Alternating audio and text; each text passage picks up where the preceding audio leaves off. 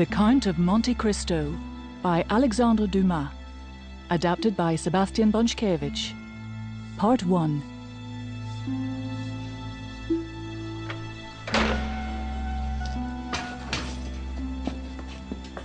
Who are we seeing to? 27. Faria. Governor wants him buried tonight. The dead, they say, comprehend everything. Behold him now in all his glory.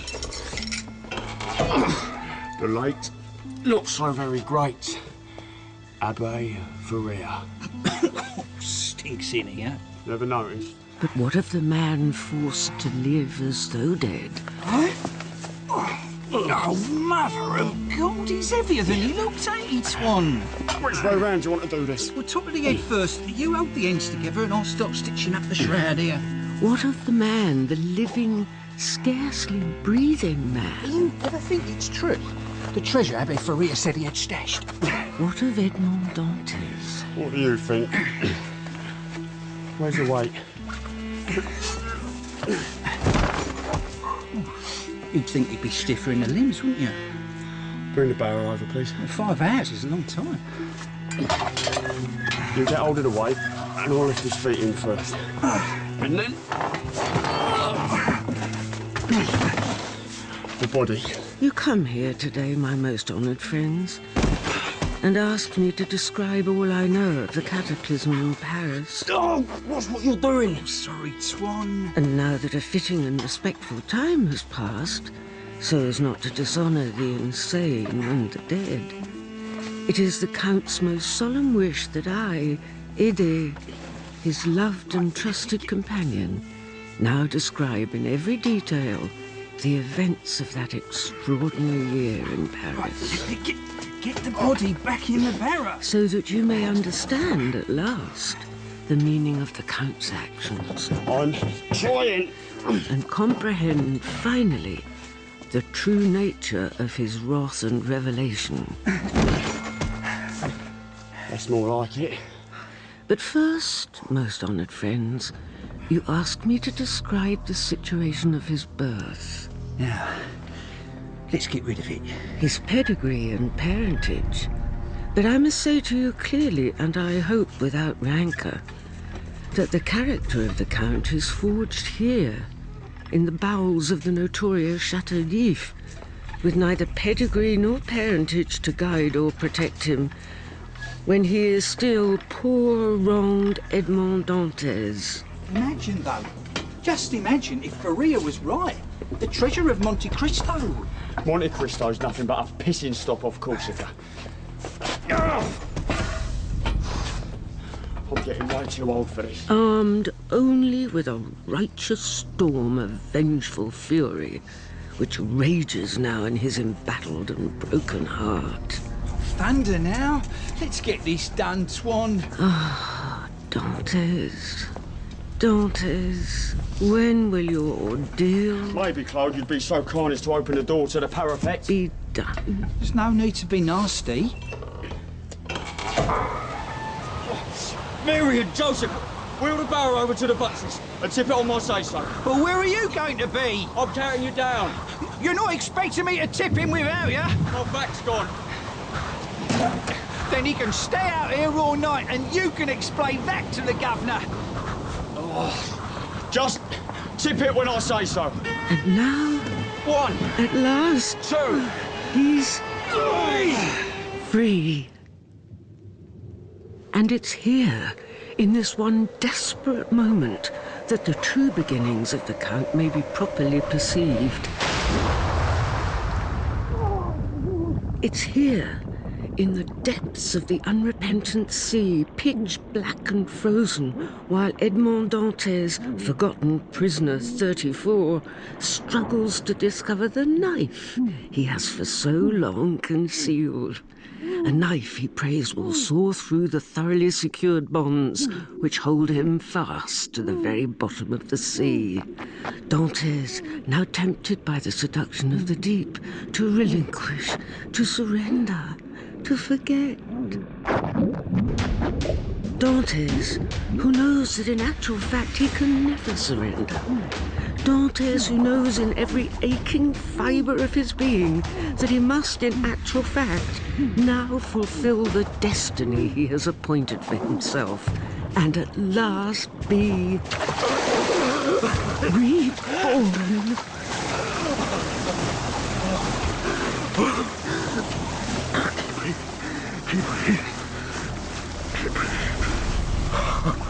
Dantes, Abbe Faria? our time together is short. Am I dead? On the contrary, dear Dantes, it is I who has passed. But you can't be here, my dear old friend. You can't be. Always remember, Edmund. Never forget. Never forget what? The names of those that wronged you. The names of those who connived to ensure your disgrace and destruction. Never forget them. Never. No. No. Then say them. Say them out loud for all the universe to hear. I can't. I'm so tired, dear Abbe. Say them, Edmund. Danglars. Yes, Danglars. And? Fernand. And? Fernand, the Good, Catalan. Dantes, good. Remember. Who else? The prosecutor, the crown His prosecutor. name, Dantes. Say his name. De Villefort. Repeat them. Repeat the names of those who betrayed you. Danglars, Fernand, De Villefort. Louder.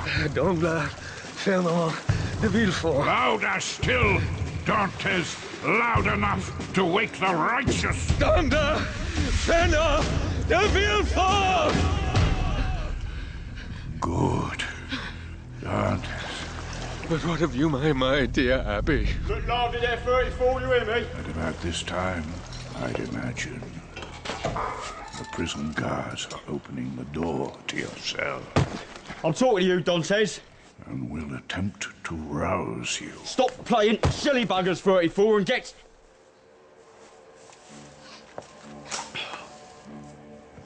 Oh, no. Oh, bloody hell, no. Close! Close, so affects the governor! What's happened, Swan? Dantes has escaped. What do you mean, escaped? Look! That's the Abbé. Oh, no! Then where's Dantes? Exactly! It is all exactly as we predicted, Dantes. But now you must concentrate. Now you must remember why God has given you this great opportunity. Danglars, Fernand, De Villefort. Yes. Danglars, Fernand, De Villefort, and I shall be avenged. Yes. But how? With God's blessing, Dantes. With the powers of deduction I taught you. And with the treasure. The treasure I bequeathed you. The treasure of Monte Cristo. Trust that you do God's will, dear Edmund. Trust that you are his chosen instrument of revenge and revelation. I do trust it. I do. And that from this moment on, no earthly king can ever command or contain you again. Rigor. And then, as if sent by the very hand of God, the bloated body of a drowned Maltese seaman thumps insolently onto the rocks beside him. Dantes, swift as wild lightning, casts off his filthy prison shirt and hastily pulls on the drowned man's cap and blue jerkin. Over here! Over here! Where are you? On the rocks here! On the rocks! Can't you see the boat? Look, I can't reach it! I can't reach it! Try! It's not good! You have to let go of the rope! Don't be drowned! I'll haul you in if you can grab it! Now try! Help me! Help me! Swim! Toward the boat! I have it! I have it! Then hold fast as I...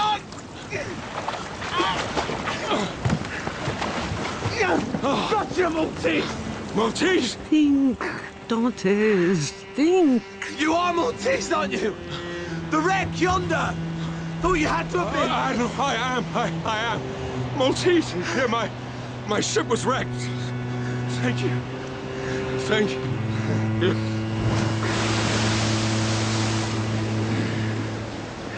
Who is he, Jacopo? Poor man's half drowned, Captain, but I think he's Maltese. Throw him overboard. Check that none of these kegs is damaged. Captain Patan, What? You're not thinking straight, Jacopo. He's a spy or squeals to the Coast Guard. then I'll cut his throat myself. Let's just give him a chance. That's all I ask. For Christ's sake, let's get out of the storm. Hey, have some rum, Maltese. That's it, my friend. That's it. Gently. Oh, thank you. Thank you. Don't want you dying on us, do we? What's your name? The name's Jacopo. Now, listen to me, because I don't want to have to say this twice, all right? All right. You don't know us. You don't remember us, clear? Smugglers. You're smugglers. And best you forget it. Now, rest up as well as you're able, and we'll see where we are in the morning. Assuming we're all here, that is. Wait, friend. The year. What's the year? What? The year. 1829. And the date? February the 28th. 14 years. 14 years. You've got to rest, Maltese. Huh? Rest. But sleep will not come for Dantes. 14 years. 14 years. By dawn, the storm has passed, leaving the sea restless, rebellious. We'll never get her between those rocks, Captain! She's too wild! Let me try. We're way too close! Think I don't know that? Stir around! Pull her! I am pulling, but she won't! I give her a try! You need to get below, Monte! I know these waters! From where? Sailed them 100 times and worse than this too! Give your mate the wheel! Now, the trick is to sail her into the squall and then... surprise her! He's turning away from the boat! Do you see that, Captain Patan? Good work, Maltese! Oh, where are we headed? South to Corsica. You want me to take over? Oh, she's a good boat, this. She handles well. Of course she does. She's a Jeune Amélie. Hold her steady now. Understood? Nicely done, Maltese! Very nicely done! Confident, suddenly youthful Edmond Dantes stands again at the prow of a ship. There she goes! And as the days become weeks, Dantes makes himself indispensable. Who taught you to sail this good, Maltese? Picked it up. Pick it up. You're a master seaman. Ask no questions, Jacopo. But Sam won't hear a word against you. That's rare, Maltese. Rare like unicorns is rare. You're a good man, Jacopo. And I owe you my life. You did every man aboard a favor. Doesn't mean I'm not grateful, though. Nor will I forget it. Never. You're a strange one, Monte.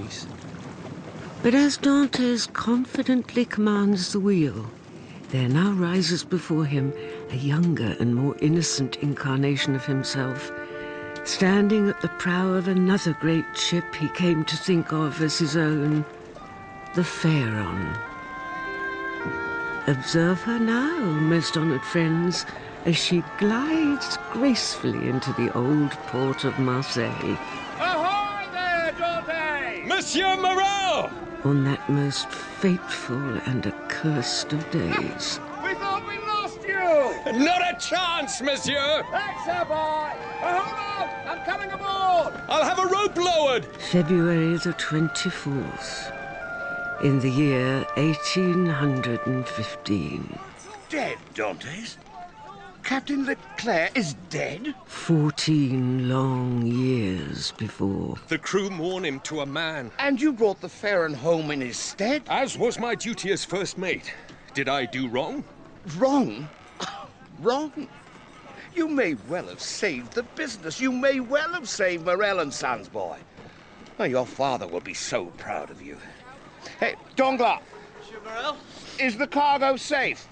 Safe and sound and all accounted for. I have the complete inventory if And you'd like that's to. all down to you, Edmund. Sorry? It was nothing. Nothing, he says. Well, Danglars, I wouldn't want to guess at the true contents of your sorry soul, but you and the rest of the crew must be down on your knees thanking the good Lord for sending us Dantes here as Captain Leclerc's first mate. I can't speak for the rest of the crew, but my poor knees are quite worn to splinters from all that giving thanks. Worn to splinters. Did he hear that, Dantes? Tie them ropes off. Aye, aye. Wait, Francois, I'm coming. If you'll excuse me, Monsieur Morel, Danglars. Dantes. Francois, give me the rope. What a find that young man is.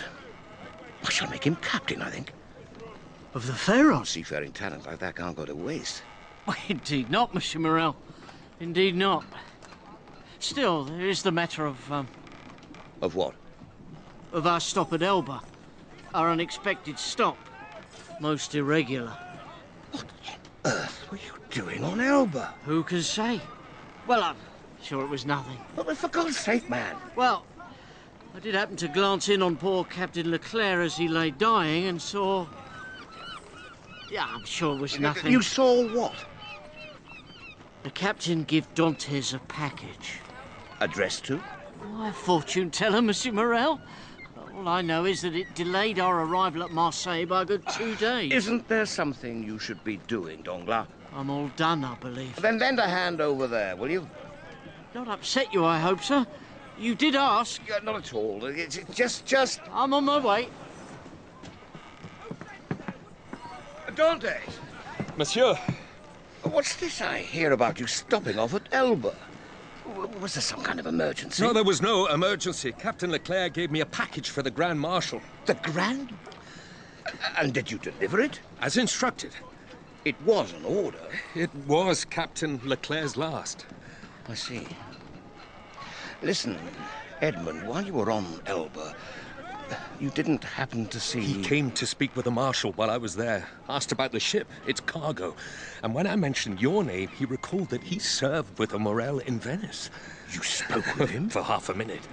And the Emperor remembered my Uncle Polycarp? If that was his... Unbelievable. Unbelievable. All the same, Dantes. Monsieur? One shouldn't be talking openly of conversations with Napoleon Bonaparte. Especially in public. No? Edmund, my boy, listen. It doesn't matter how fine a sailor you are, you can't afford to be naive. Not with the Emperor exiled and the King restored. This is France. Politics. Politics. Everything is politics. Do you know what was contained in the package you handed to the Marshal? No idea, I swear. Yeah. And long may it stay that way. Customs are coming aboard with your permission. You're a good boy, Edmund. A good boy. And you are the best of men. Indeed, I consider myself to have 2 fathers. My own and your own good self, monsieur. You will send my very best to your father, won't you? I will, sir. As soon as I'm done here, I intend to go straight home. Oh, you'd better look lively there, Dantes. After all, I understand there's also a certain young Catalan who'll be very glad to know you're home safe. Mercedes. The most beautiful girl in all Marseille, they say. In all the world, monsieur. Talk like that would charm a mermaid boy. Well, Monsieur Morel? Haven't you got anything better to do than pester me, Danglars? Did young Dantes give good reason for our stop at Elba? He did, Danglars. He did, yes. Now, I'd like to see the inventory. It's a shame to see him neglecting his duty. He neglected nothing. Then he told you about the other letter? What other letter? The letter he was given along with the package by Captain Leclerc. I was sure he would have mentioned it. If that letter exists, then I'll ask for it and Edmund will give it straight to me. Best not, monsieur. Let sleeping dogs lie, eh? Then why bring up the bloody thing, man? Idle curiosity. Nothing more. I'd hate to see Dantes get into any kind of trouble. Times being what they are. I'll fetch you up that inventory. Maltese! Maltese! But Dantes' reverie is not to last. Daydreaming again, Maltese? Captain Petain. Something the matter with you, man? Not a thing. Set a course for the Isle of Monte Cristo. Monte Cristo. Someone step on your grave? Huh? Don't know the place, do you? I'll set a course straight away. And set a course for her he does, while his soul trembles with excitement and apprehension. Monte Cristo, Monte Cristo, Monte...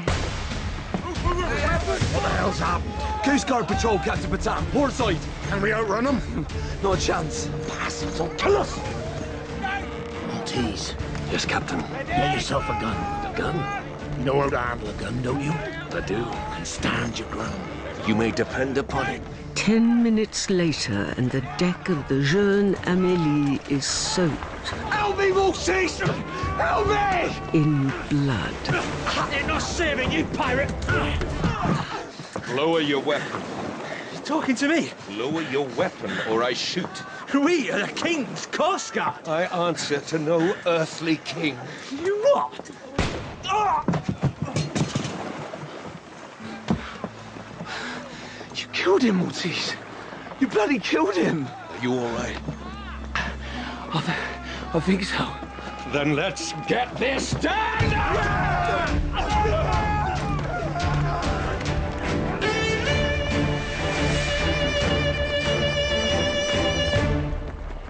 As dawn breaks across the sea, there is no sign of the Coast Guard or their scuttled boat. There is just the blue, blue water lapping in the still of the morning. Did what we had to do, lads. Coast Guard wasn't looking to bring any of us in for trial. You know it. I know it. Now I say we head to Monte Cristo. Leave last night to the sea. You with me? Aye. What are we waiting for? Monte Cristo! Maltese, when you're ready!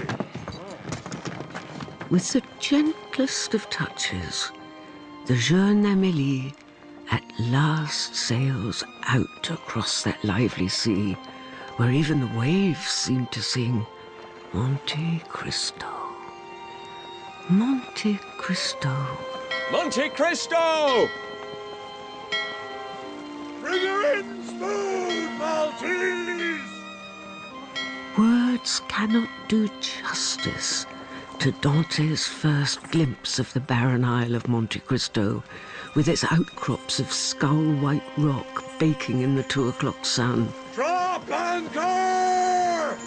With its flocks of wild goats scampering curiously this way and that as they take a first glimpse of the crew of the Jeune Amélie, now setting up camp on that long, undisturbed beach. Maltese! Yes, Captain. You and Jacopo take a scout around the island while we set up camp down here. I'd sooner go on my own.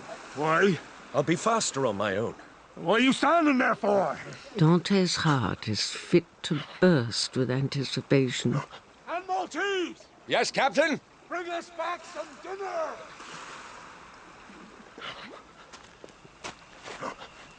For over an hour, Dantes climbs and clambers across the rocks of Monte Cristo, the words of Abbé Faria repeating in his ears.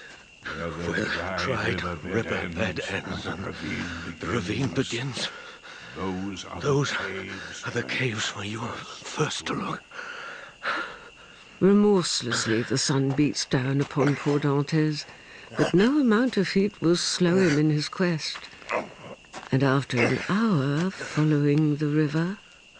The ravine. This must be the ravine. Maltese! Where are you, Maltese? Jacopo! Captain says he wants everybody back in the boat! On my way! Did you kill a goat for roasting? It's by the overhang over there. Oh. What do you think, then? Monte Cristo? I can see why nobody much bothers with it. Let's get back, shall we? Maltese. What? When the Coast Guard came aboard, it said you answered to no earthly king. It was his life or yours. Hey, and don't think I'm not grateful, but I still don't understand what... If that's so, then I hope you'll do something for me, Jacopo. Name it. Never question me like that again. Agreed? If you say so, Maltese. The goat's in that cave, yonder. You're not going to try and jump that gap, are you? Watch me. But what if you fall between the rocks? I know what I'm doing. Hey, you watch yourself. Always.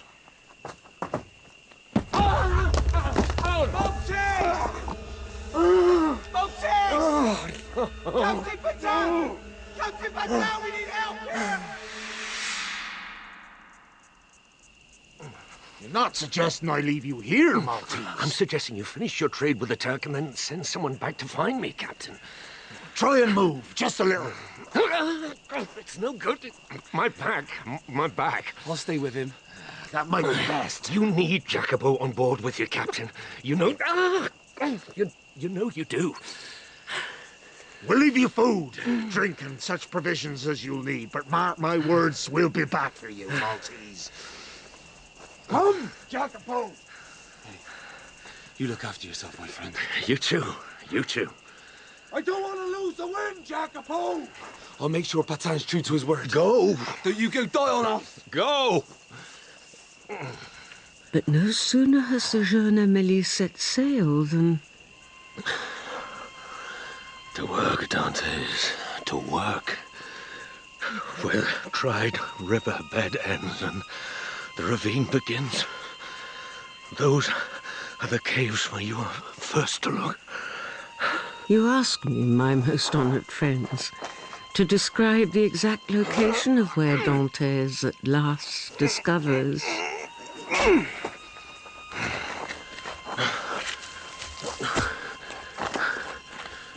Is this the cave, Abbé Faria?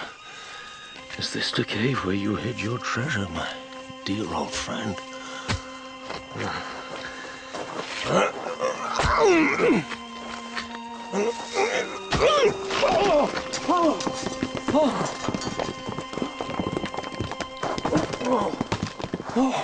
But now,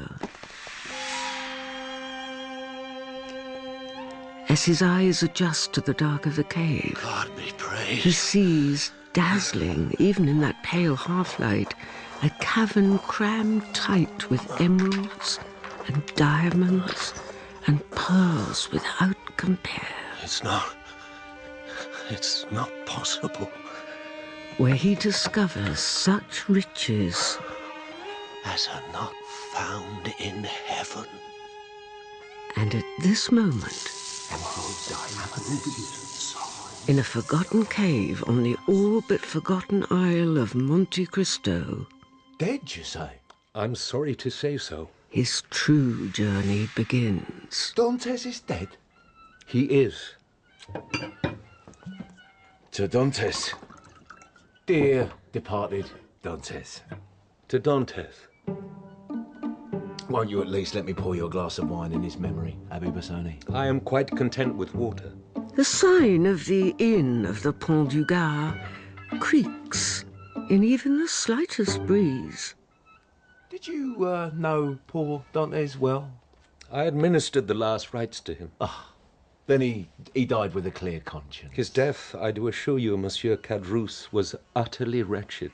But very few customers on that fly-bitten and dusty road outside Marseille ever stopped to hear it.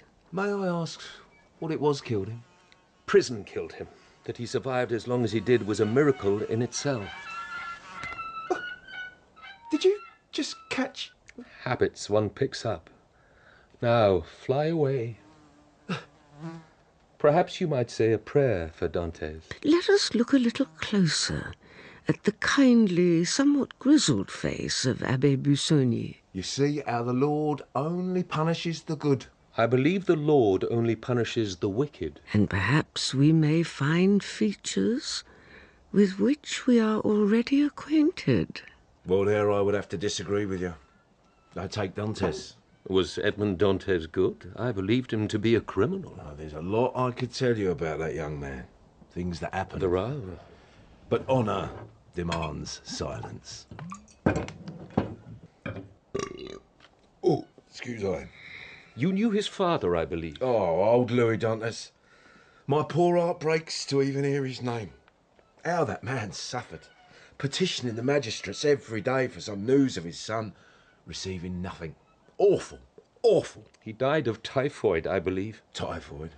He died of starvation. Starvation?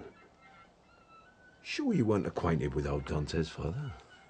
You say the old man petitioned every day. Stood on the steps outside the Crown Prosecutor's office. But Monsieur de Villefort would not receive him. De Villefort. In fact... The name is anguish. De Villefort denied even interviewing Dantes on the night of his arrest. Can't have been anybody else, though, can it? He was the man in charge. And is this Monsieur de Villefort still in Marseille? Oh, went straight to the top, did de Villefort. No flies on him. Made Crown Prosecutor of Paris. Crown Prosecutor? Yeah, make no mistake. This is a very powerful man we're talking about. Made his name hunting down Bonapartists, revolutionaries. Cadruce! Yes, my butterfly. How many times have I said about drinking with the customers? But we don't have customers, do we? We never have customers. Now come down and talk with us, why don't you? Who's this, then? Allow me to present my wife, Mathilde. Enchanted, madam. I am the Abbé Busoni, and I am an acquaintance of an old friend of your husband's. Which drunk would that be, then? Now. His name was Edmond Dantes. Dantes! That's the boy that disappeared. The one you said... Shh, come and sit down. You knew him? Speak your business, Mr. Priest. Wine! My butterfly, wine. Shut up. Well... It was always Dantes' avowed belief that he was wrongly accused and imprisoned. He spoke of it many times, and I must confess that I came to believe him. I'd like you to leave, Abbé. Of course. I won't have that talk in my inn. Allegations! I won't have it. I wasn't implying that you had any hand in it. There are issues surrounding the case. Issues, Abbé Busoni, delicate issues. Of course, I quite understand there are sensitivities. I assume then that you won't be interested in what Dantes has bequeathed to you. Bequeathed to us? A pleasure talking to you, Monsieur Cadrousse, madam. What did Dantes leave us? I thought you wanted me to... Well, can't have been much, can it? Can't it? Glances. Curious, avaricious glances are exchanged between husband and wife. Glances the Abbé does not fail to note. For a few years, Dantes cared for a fellow prisoner who was incarcerated in the same cell as him, Lord Wilmore, an Englishman released after the collapse of the Republic and the restoration of King Louis. God save him! Quite. In gratitude, Wilmore left young Dantes this.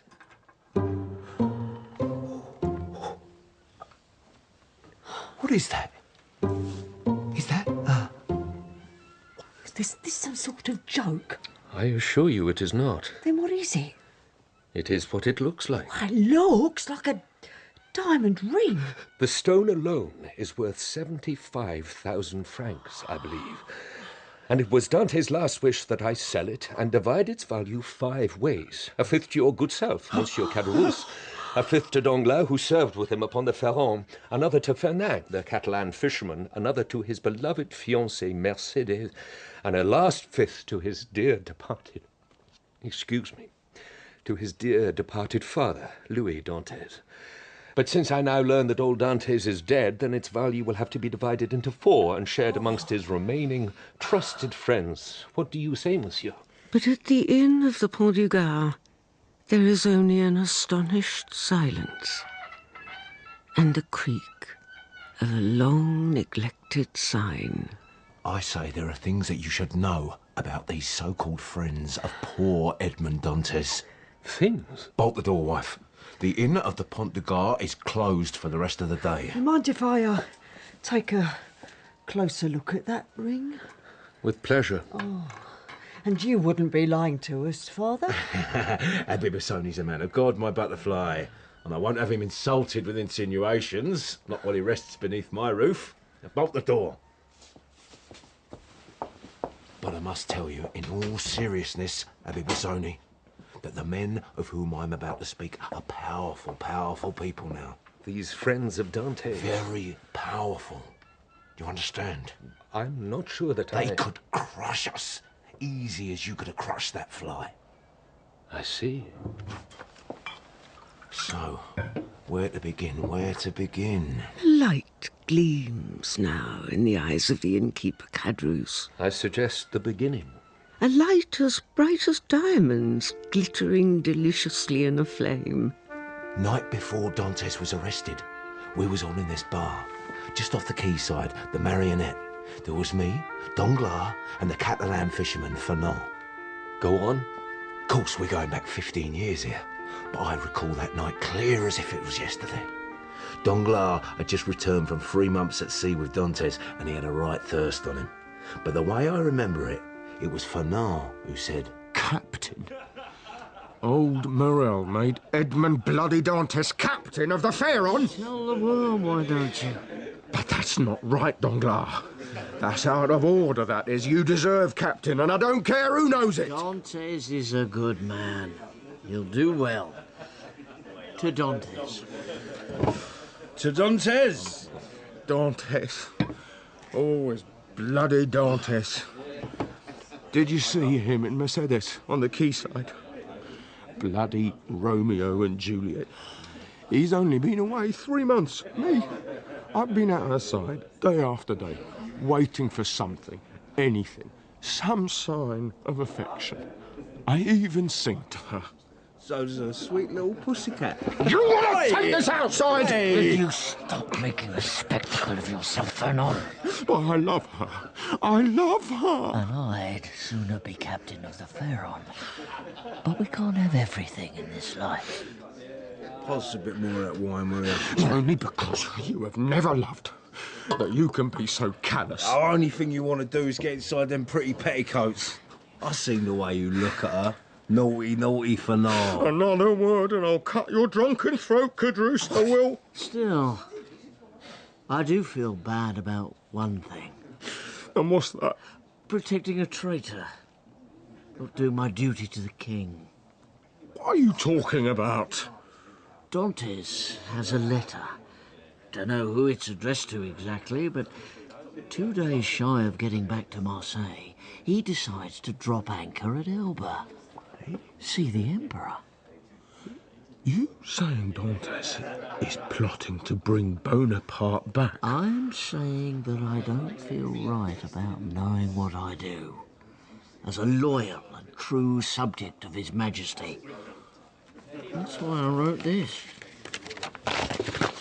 For the attention of the Crown Prosecutor, Monsieur de Villefort... Read it quietly, man. Jesus. Don't look like you're writing. Because I disguised it, stupid. Read. For the attention of the Crown Prosecutor, Monsieur de Villefort, regarding Edmond Dantes, first mate of the Pharaon, arriving today, 24th of February 1815, at Marseille. Dantes holds a letter addressed to a member or members of the traitorous Bonapartist committee in Paris. Incontrovertible proof of his guilt will be made when the letter is found upon his person. Dantes may be discovered at his father's house or aboard the Pharaon. Oh, my, Danglars. You can't send that. It would destroy him. Why not? For no. Maybe it does go a bit far, Danglars. Ah, you're right. You're both right. I'm sorry I wrote it. Pass us that candle and I'll burn the note right now. Wait. What? Just scrunch it up. Like this? Exactly like that. Now chuck it away. Done. You don't want to leave that thing lying about in here. Anyone could pick it up. Is that a fact? Have another drink, Caderousse. On me. What about the note? What about what? The note. Oh, it's nothing for you to worry about, Caderousse. In fact, as I recall, you never saw any note, did you? And with that, Danglars and Fernand walked out of the bar, but...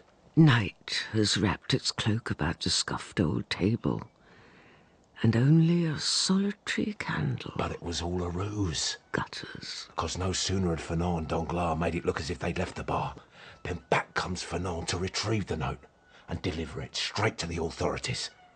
To de Villefort. You saw this? I was out in the alley, wasn't I? Taking myself a moment, if you know what I mean, dear Abbé. And you heard? Everything.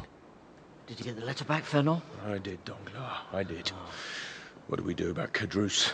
Caderousse is a thief and a drunk. There's nobody going to take his word over ours. Perhaps he should have himself an accident. And draw attention to ourselves. Think, Fernand, think! All right. Now, No need to say it like... You're clear, Fernand. Clear about what will happen as soon as this letter is delivered. The consequences. Dantes will be arrested, Danglars. Dantes will be arrested, and more than likely thrown in jail for treason. Then that will be an end to him. And you can live with that. If it means you get to be captain of the Pharaon and I marry Mercedes, then... And nobody must ever know. Won't be me that opens his mouth. Then deliver the letter to the prosecutor's office. Why can't you go? Because I might be recognised, dummy. Who are you calling a dummy? Will you please just get a grip on that temper of yours? Now go. And did he go? Of course he did. Young Dantes was arrested at his wedding feast with Mercedes. Guards just marched right in, took him off to who knows where. But there's been a mistake. That's what they all say, Dantes. But I don't know what I'm supposed to have done. Save it for the Crown Prosecutor. Now get on your feet! Mercedes! Mercedes! And that was the last I heard of him, until you showed up here this evening. And Fernand and Danglars, what became of them? Fernand joins the army, doesn't he? Rises high, decorated. Bags himself the title of the Commander de Morcerf. Very nice, thank you. Commander de Morcerf. And Danglars? Is now an investment banker. And it's Baron Danglars, thank you very much. One of the richest men in Paris, they say. And very powerful. They both are. That's why we must be cautious, discreet. Then Edmond Dantes was betrayed both by Commander de Morcerf and Baron Danglars. On Jesus' blood, all I say here tonight is true. Then you were right, Abbé Faria. Right about everything. What? My husband is a lot of things, but a liar he is not. Thank you both for your candor. If you would bring me my hat, Monsieur Caderousse. Of course. Aren't you forgetting something, Abbé Busoni? Forgive me, my dear lady. There is just one more question I have. And that is? Mercedes, Dantes' fiancée, did she not wait for him? She waited for years, didn't she? The poor girl's heart was quite broken. Yeah.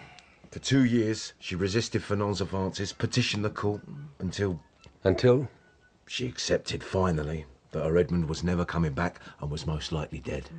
That's when she married Fernand. After everything he did to Dantes? Don't suppose she had any idea, did she?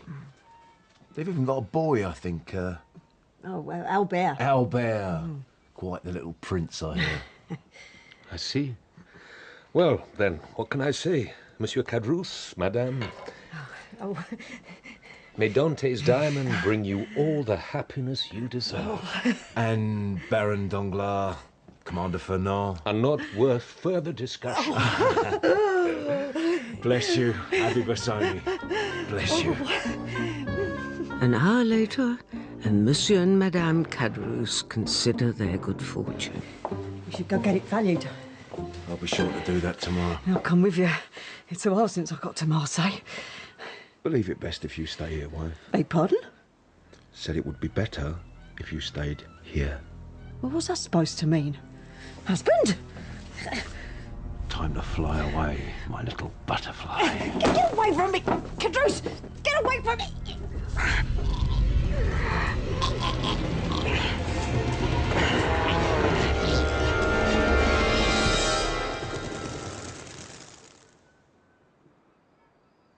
While at the side of the road, in the depths of that dry and savage night, a man sits, weeping. Oh, Father. For all that he has so grievously lost.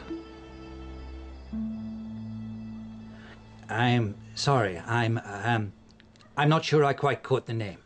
Lord Wilmore. We've heard this name before. And our business is? Edmond Dantes, imprisoned in the Chateau d'If. And we have met this man before. Disguised first as a corpse, and later as a priest. I'm looking for information. You've dropped some coins, your lordship. 600 francs, if I'm not mistaken. Would you say it was enough to gain a glance at an old prison record? 600.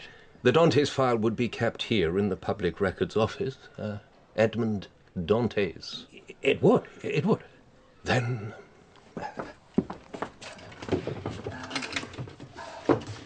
Edmond Dantes. Edmond Dantes. Ah! Here it is. The case file. Right at the very bottom. It appears somebody may have attempted to bury it. It would seem so. Although you do know that this prisoner tried to escape from the Chateau d'If. I didn't know that. About a year or so ago. Quite the scandal it was. Disguised himself as the corpse of an old priest. Heavens! Fazir or Faria or some such. The two of them were in cahoots, apparently. They'd even dug some sort of a tunnel between their cells. Desperate measures, eh? Then this Dantes is at large.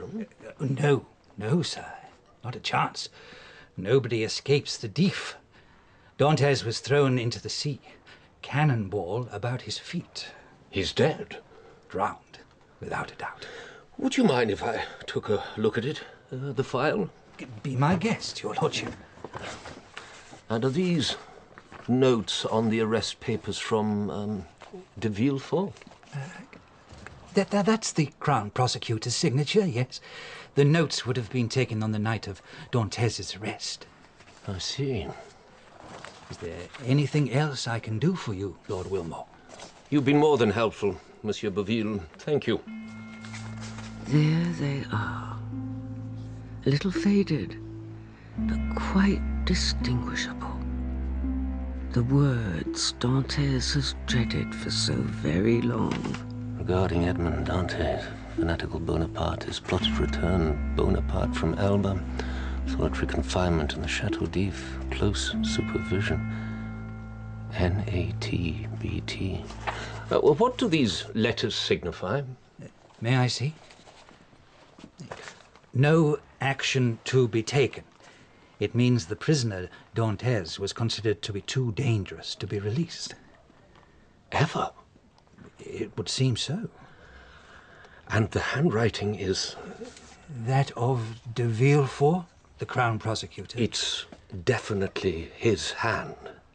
I've seen that signature 1,000 times. And these letters here? Are petitions from one Mercedes Roaz, Louis Dantes, the prisoner's father, and Monsieur Morel, the prisoner's employer. Ran the trading firm Morel & Sons down at the Old Port. Ran? I hear the old man Morel's fallen on hard times. Apparently the company's on the very brink of collapse. Such a fine family, too. A shame, really. Where were we? Let's call our agreed sum 1,000. Your lordship, I don't know what to say. I can, of course, trust upon your discretion. Of course, absolutely. Lost? The Pharaon is lost? Yeah, but the crew survived. I had confirmation from Penelon, the first mate. But the loss of the Pharaon must have dire implications for your business, Monsieur Morel. Dire implications. It means we are ruined, sir. Lord Wilmore, face shadowed, eyes narrowed, stares intently at the worried man before him. A man worry has made stooped, nervous. And now you are come to me today with, I'm sure, a final demand for all that we owe your company in Rome, Lord Wilmore. Actually, the contrary. Beg pardon? I am authorized by Messrs. Thompson and French of Rome to extend your credit. It is all here. Extended? I assume that this will help you manage your business for at least 3 more months. But your lordship, without a boat... As a resourceful man of business, you have my every confidence. But this is more than we could possibly have hoped for, yes. Allow me to shake your hand once more, Lord Wilmore. Monsieur Morel, I assure you that this decision is based solely on your solid business performance over the last 40 years. Let us not be sentimental. Indeed not. Then please accept this note of security. I I don't know what to say. Well, when one discovers oneself to be at a loss for words, it is always good advice, I find, to say nothing. We shall meet again on the morning of September the 5th, at which time we shall reassess your financial situation. Is that acceptable? Oh, more than acceptable. Until the 5th. Until then. And now, as old man Morel gathers his wife and daughter to share in his unexpectedly good news, Lord Wilmore walks purposefully towards his handcrafted yacht, exhaustively fitted with every conceivable comfort. Welcome aboard, sir. Thank you, Jacopo. But no sooner is Lord Wilmore aboard and away from the prying eyes of the always curious Marseillais. Successful meeting, Maltese? Most satisfactory. Then he removes his ostrich-feathered hat and ornately laced collar and gently tugs off his soft leather boots, unmistakably revealing Jacopo. Edmond Dantes. I need you to listen carefully to me. Yes, sir. There is a man I would like you to find right away. His name is Penelon. Tell him that if he loves the Morels, as I know he does, then he's to do all that is asked of him without question. Straight away. And Jacopo. Yes, sir. Discretion. Always, Maltese.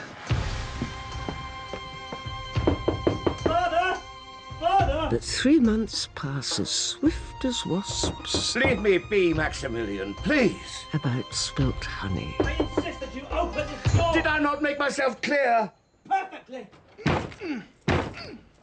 What are you doing? Father? Not another step, Maximilian, and please don't interfere. The gun is loaded. As is mine. What? I've come to join you, Father. Join me? Let us both die here today, as father and son, in these once proud offices of Morel and Sons. Family honour requires only my blood. Our bankruptcy besmirches us all. I insist I die with you. But who will look after your mother and sister if we both take our lives today? My mind is quite made up. And who will tell Lord Wilmore our business is collapsed, if not you, Maximilian? Is he coming today? September the 5th. But honour demands... Family honour demands my death, not yours, Max.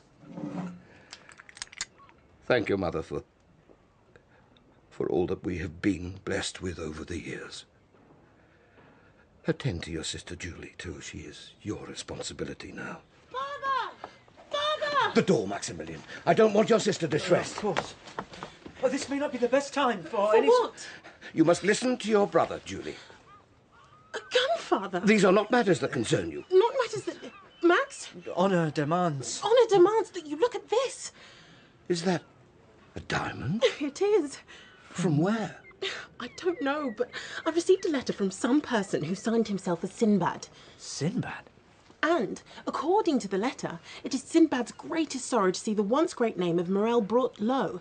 So for that reason, he wanted me to accept this diamond on your behalf. It is out of the question, completely out of the question. Who is this Sinbad? From the tone of his letter, I sensed that he was very familiar with our family.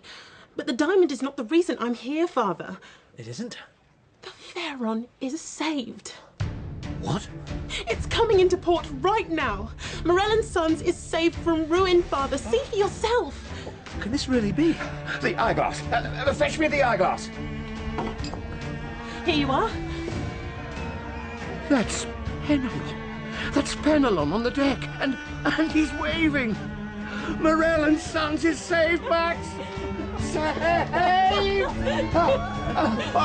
My hat. Where's my hat? We must get down there immediately. Put the guns away, Max. Yes, Father. The Lord be praised! But we cannot linger here, my most honoured friends. We cannot watch as the Pharaon is unloaded and the fortunes of the family are reversed. Nor can we afford to idle away a minute or two, studying the familiar features of the gentleman in the canary yellow cloak, who observes this scene from the shadows of a vintner's doorway, and who brushes away a solitary tear as he gives the signal... Set a course for Greece, Jacopo. Straight away, Maltese. ...to set sail. Good lightning there, lads! We sail within the half hour!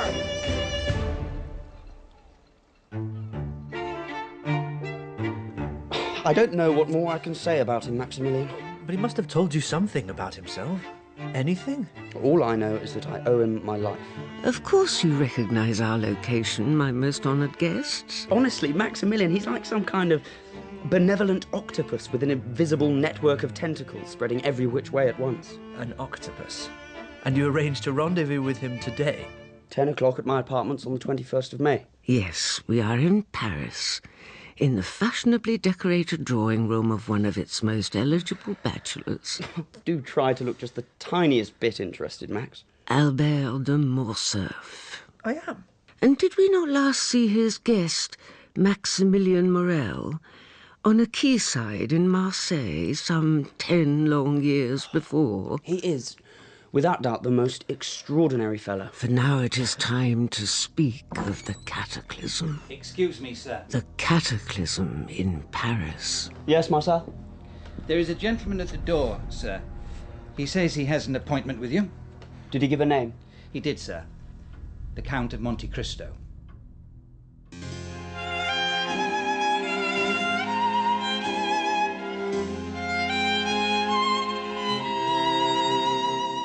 In The Count of Monte Cristo by Alexandre Dumas, adapted by Sebastian Bonchkiewicz, Edmond Dantes is played by Ian Glenn, Ede by Jane Lapotaire, Abbé Faria by Richard Johnson, and Monsieur Morel by Robert Blythe.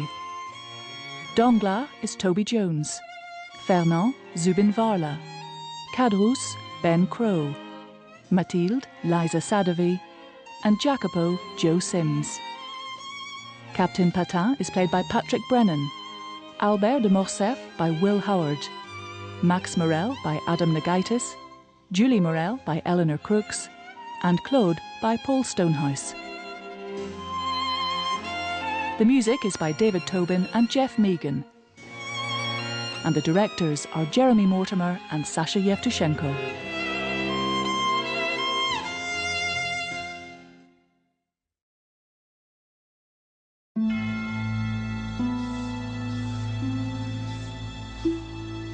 The Count of Monte Cristo by Alexandre Dumas.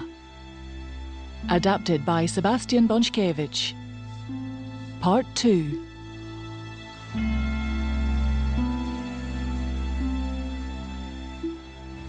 Of course, Danglars is consumed with envy, but he'd never go so far as to actually admit it. And this Count of Monte Cristo has called upon your husband? Paris is cold for May. Apparently, he requested a line of credit at the bank worth over 6 million francs. 6 million? According to Danglars, he is as rich as Croesus. And the apartment he has bought himself. Oh, the pride of the Champs-Élysées. Goodness. Not that anyone's actually seen it, of course. But Paris is also alive with rumour. He received no visitors. 8 weeks in town and not one invitation, despite his being invited to every fashionable salon there is. No. Outrageous, isn't it? Speaking of outrageous, I take it you've seen the front page of this morning's newspaper. I have. And I, for one, do not believe a word of it. Commander Fernand de Morcerf, a national traitor? Nonsense. Your husband should be ashamed for printing it. My words, exactly. But will Danglars listen? As far as I'm concerned, the mere fact that the de Morcerfs are proceeding as planned with this year's spring ball categorically proves that the commander has nothing, absolutely nothing to answer for. Do you suppose the Count is invited? One would imagine so. Monsieur de Villefort will prosecute the case if it ever comes to that, I assume. Oh, please, don't even speak of it, dear. I mean, people have been coming and going all morning. To be honest, it's a blessing to be out of the house. Oh, how very inconvenient it must be for all of you. Edouard, I do not worry about. He's such a wonderful, wonderful child. Indeed. But Valentine... To be perfectly honest with you, I am at something of a loss as to what to do with that silly girl this afternoon. She's so very Valentine. Take the dappled greys out for a ride. Oh, now? Oh, why not? The carriage waits in the courtyard. Oh. But let us now attend, most honoured friends, to the clatter of hooves and wheels on the cobbled streets as they thunder towards those same apartments, the apartments of the Count of Monte Cristo. and watch as, terrifyingly, What's happening, grandmother? Hold on to your brother Edouard, Valentine! they suddenly founder. I just can't imagine how it can have happened, Count. No. And let us now witness the first act of the cataclysm the Count has come to wreak on those who so maliciously betrayed him. 1 minute we were in the carriage, and the next the horses are... Whatever happened, do you think? I have no idea. The rearing. Oh. Oh, drink a little more of this, Madame de Villefort. I can't think what we would have done if your man had not been there to assist us. I cannot. No. What is this?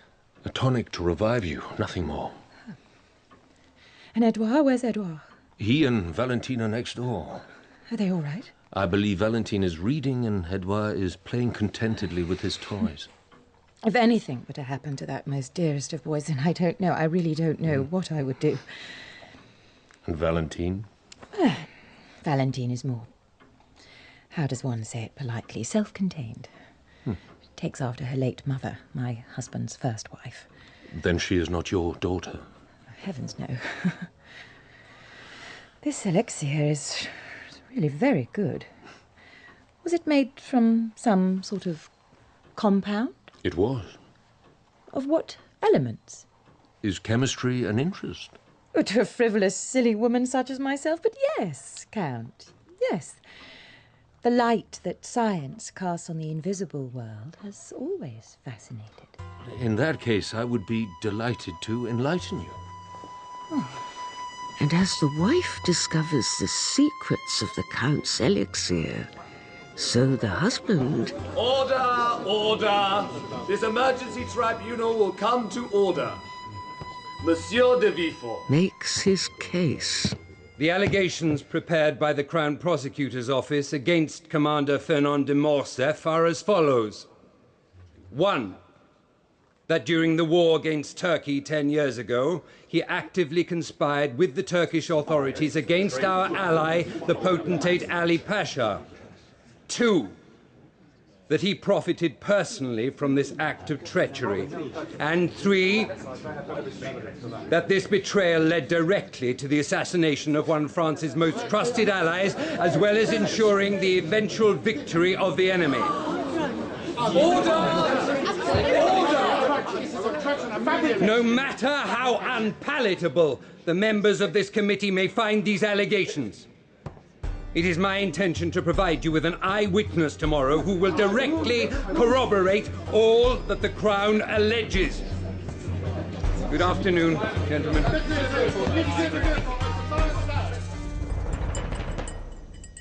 What always intrigues me about this particular elixir is how easily it can be appropriated into something infinitely more dangerous. Dangerous? In what way? As you have just demonstrated, a simple readjustment of the chemicals is enough to produce a deadly poison. Poison? So subtle, one would have difficulty believing the victim had died for anything but natural causes. Very macabre. But I think that perhaps Madame de Villefort has had enough of her chemistry lesson for one day. It was most diverting, my dear Count. A pleasure. And may I say how magnificent these apartments of yours are. They are nothing to what my house in Auteuil will be. Your house in Auteuil? A house I hope that you and your husband will do me the great honor of visiting. Number 28 Rue de la Fontaine. I'm sure Monsieur de Villefort will only be too delighted. Although I trust you are not afraid of ghosts. Whatever do you mean? Well, the house comes with a most curious story. But I'm sure you are in much too much of a hurry to hear it. I believe you are toying with me, monsieur. I? Yes, you. Well, the story goes that there were once two lovers. He, a young widower, she, a beautiful heiress. Not long after their secret affair commenced, she found she was with child. Neither could afford the attendant scandal, and in their desperation, they decided to bury their newborn under a tree. No! Where the pathetic remains were tragically unearthed many years later. Dear God, who would do such a thing? And it is said that one can still hear the infant's ghostly wails in the night. Of course, it is just a nonsensical story. Of course.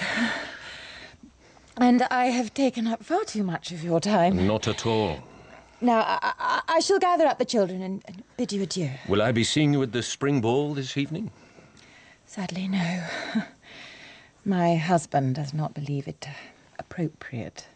These dreadful allegations against Commander de Morcerf. Ah, yes, the allegations. Well, naturally, I don't believe a word of it, but my husband is, well, the Crown Prosecutor. Are the children through here? They are. Then I shall see myself out, and thank you again.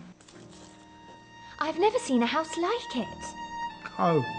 Yes, Grandfather, the Count of Monte Cristo. They say he's even wealthier than you. Wealthier? Possible? Not. The house of the Crown Prosecutor, Gérard de Villefort, is a tall, somewhat gloomy house on the Champs-Élysées. And tonight he is going to the spring ball. All of Paris cannot stop talking about him. The stories one hears. Slaves. And in its attic sits an old man whom illness has all but struck silent. You? And his beloved granddaughter. Not? Valentine de Villefort. I was to attend, but Father has forbidden it on account of these charges against Commander de Morcerf. And I was so looking forward to going, because among the invited guests is...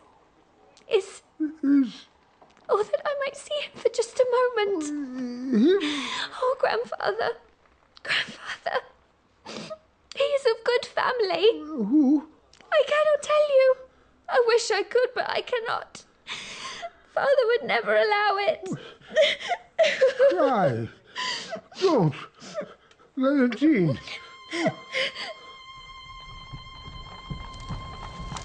You look truly beautiful tonight, Aday. Now at last, most honoured friends, it is time for me to make my first... You shall dazzle them all. ...appearance. My master exaggerates. You're trembling, child. Forgive me, master, but I am afraid. Of what? Of seeing him again. I shall be at your side. No harm will befall you. But if Commander de Morcerf recognizes me? Remember, I am always with you. After you. But for the briefest of moments, the Count hesitates. I do not believe I can do this. And in his head... Dantes. A voice. How am I ever to endure this night? The voice of his beloved and long-dead friend and fellow prisoner. By remembering that you carry out God's will. Abbé Faria. But if I fail him... You are God's instrument. Here to carry out his divine will and take his just revenge on... Fernand de Morcerf. Trust in him, and you cannot fail. You cannot. You are, as ever, my truest guide. Now go, Dantes. Go.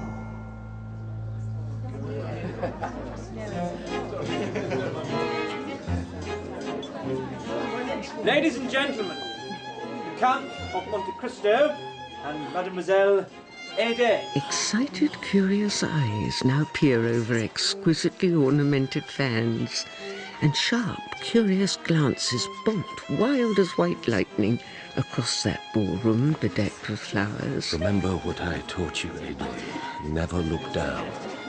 And it is now that I see him. So we meet at long last, monsieur. You must be the Count of Monte Cristo. An honor. Fernand de Morcerf at your service. Commander de Morcerf, permit me to introduce Aday. Enchanted. The man who murdered my father, my mother, my brothers, my sisters. The man who now gently takes my hand in his. Yes. The man who now raises it to his... Enchanted. Lips. May I ask how long you have both been in Paris? A few weeks. Your son Albert has been most hospitable. And has my son had the great good fortune to be introduced to the charming Aday? I do not believe he has yet had that pleasure. Perhaps you were on an errand for me that day. Perhaps, master. An errand? Ede is part of your household? She is my slave. Your... Oh. I bought her in a market in Constantinople some 10 years ago. She was a child then, barely 9, I believe. The blue of her eyes was what first caught my attention. They are indeed lustrous, Count. And had obviously seen such terrible suffering. And did you learn much about her history? I learnt enough. Which was? That she was the daughter of a cruelly betrayed sultan, and as a consequence of that betrayal had suffered the most terrible misfortunes. We've not met before, have we, Count? I do not believe we have. But I understand you have visited Baron Danglars? In fact, we spoke of you amongst many other things. You spoke of me? Only in the most roundabout of terms, you understand. Well, it's a pleasure to make your acquaintance at last. The honor was mine. I hope that you will both enjoy the ball. Indeed. Count, Ede. But as the commander walks across the hall, he does not so much as look at another of his fashionable guests. Instead, he opens a side door and disappears into his study. Albert! Yes, Father? I need you to take over my duties tonight. Dear God. Tell me what's happened. It was Monte Cristo. Your friend, Monte Cristo. What was? It was he who has spread this terrible rumor against me. I know it is. You must be mistaken. I am not mistaken. The girl... What girl? The girl he is with. You're not making any sense, Father. Please, Albert. If he has dishonored you, then demand satisfaction. I can't do that, not with this wretched tribunal tomorrow. How the devil do you know this Monte Cristo anyway? He saved me from bandits in Rome. And is a bandit himself. Then honor demands that I... Honor be damned. Very well. If you will not do something about this... Albert! Albert! I can't tell you how delighted we were finally to see you at our house, Count. Baron Danglars is indeed a financial sorcerer. I'm sure my husband was only too happy to assist you. And may I say that that is a most bewitching sable you're wearing. It was a gift. From your devoted husband, I assume? For shame, Count. I thought that was you, Hermine. Mercedes, at last. You have outdone yourself as ever, my dear. The decor quite magnificent. Oh, thank you. And have you met the Count of Monte Cristo? I have heard so very much about you. And for the tiniest moment... Madame? She falters. Oh, forgive me. You are most welcome to our home. As if startled by a half-remembered presence. Thank you. And of course, I wanted to thank you personally for the great service you did my son in Rome. I was only too glad to have been of assistance. For a moment, the briefest of moments, the Count is no longer here, but racing along a quayside in Marseille. Mercedes! Mercedes! With his heart fit to burst with love and longing, as he all but sprints to her rickety house on that long-ago day at the end of February, 1815. I love your home! Your home! 25 years before. When did you get back? Just an hour ago. Is something wrong? Wrong? What could possibly be wrong? Then you've missed me. Oh, come here, Edmond Dantes. Oh, I spoke to my father, Mercedes. Tonight, we will celebrate our marriage feast at last. The room is booked. It's all arranged. Then we are finally to be married. In just a few weeks. Oh, and that's not all. What, Edmond? Well, you'd probably not be interested. What? Well, Monsieur Morel wants me as captain of the Ferrat. As captain? That's incredible. Oh, return to us at last, Dantes. Fernand! How are you, my friend? Never better. I hope Fernand has been taking good care of you in my absence, Mercedes. He has been most attentive. Then I am indebted to you. You're coming to our marriage feast tonight, I hope. May I speak with you for a moment, Mercedes? If Edmund permits. As long as you be sure to give her back to me, huh? What did I ever do to be treated so harshly? Oh, not again, Fernand, especially not here. But then there is no hope for me, for us. There is, and there never was any us. When are you ever... Well, then I cannot live. Oh, don't do this, please. Fernand! Congratulations to you, Dantes. To you both. If you will excuse me. Fernand? Oh, leave him, Edmund. Oh, did I do something to upset him? Oh, let us take him at his word. But let us follow the scheming Fernand. Now you're clear, Fernand. To that alleyway in the old port of Marseille. Clear about what will happen as soon as this letter is delivered? The consequences? To his rendezvous with Danglars. Dantes will be arrested. Dantes will be arrested and more than likely thrown in jail for treason. Then that will be an end to him. And you can live with that? If it means I marry Mercedes, And nobody must ever know. won't be me that opens his mouth. To their betrayal and malicious denunciation of the innocent Edmond Dantes. Monte Cristo! Albert! It is you who has dishonoured our family's good name. Do you deny it? I do. Then please, identify the young lady who accompanies you tonight. Her name is Ede, and she is, I believe, the daughter of the late Sultan Ali Pasha. And you bring her here, to this house? As I was invited to do. My glove, sir. Please don't do this, Albert. Shall we say the banks of the Seine? If that is what you wish. My second will call upon you at first light, the day after tomorrow. Will that be convenient? It will. Very well, then. Albert! Paris whirls into a hive of whispers. The ball was suddenly over. Scandal. Imagine. He has no soul, they say. Oh, the Count of Monte Cristo. And he never loses. Never.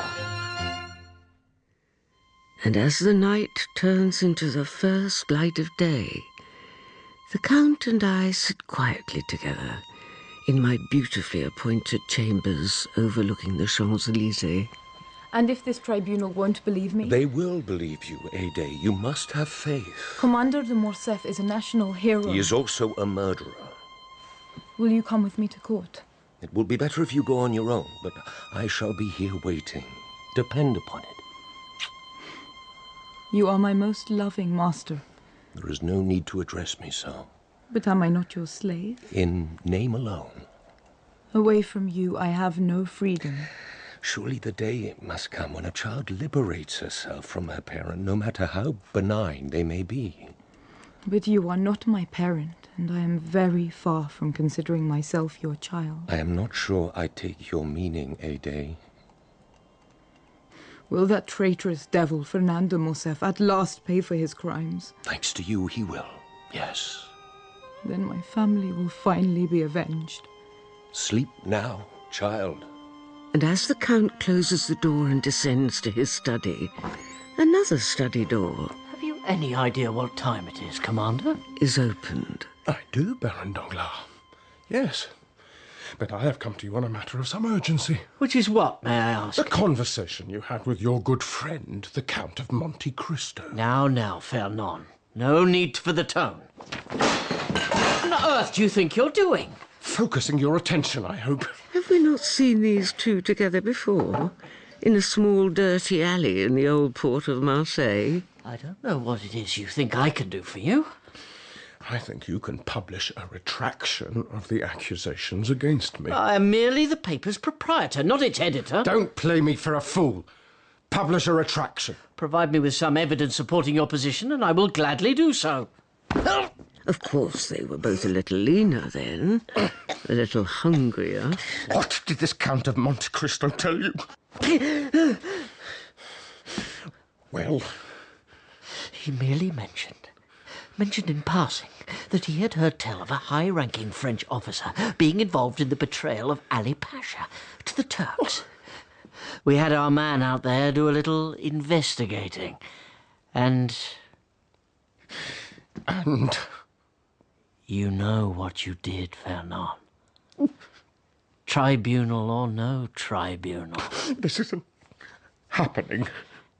You were always greedy. Even back when you were a nobody fisherman in Marseille, mooning over that peach Mercedes. I will make you pay for this. Mark my words. Oh, before you go... What? Regarding the wedding arrangements between your son Albert and my Eugenie, it might well be prudent for us to, given the circumstances, I don't know. Are you cancelling our agreement? Reputation, my dear Fernand. It's all about reputation. Madame de Morcerf. Monsieur. A great pleasure to see you once again, madame, and my thanks for a most diverting evening. I shall come straight to the point of my visit, if I may. Of course. My son. Yes?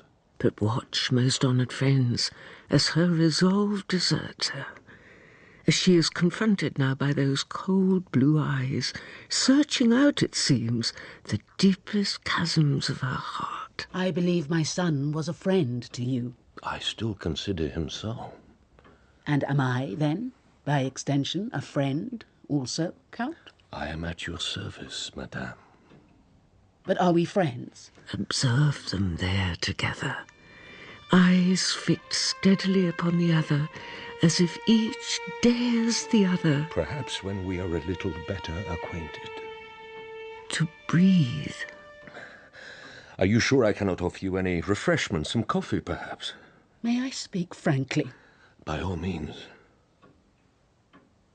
You have suffered greatly, I think. Suffered? In your life.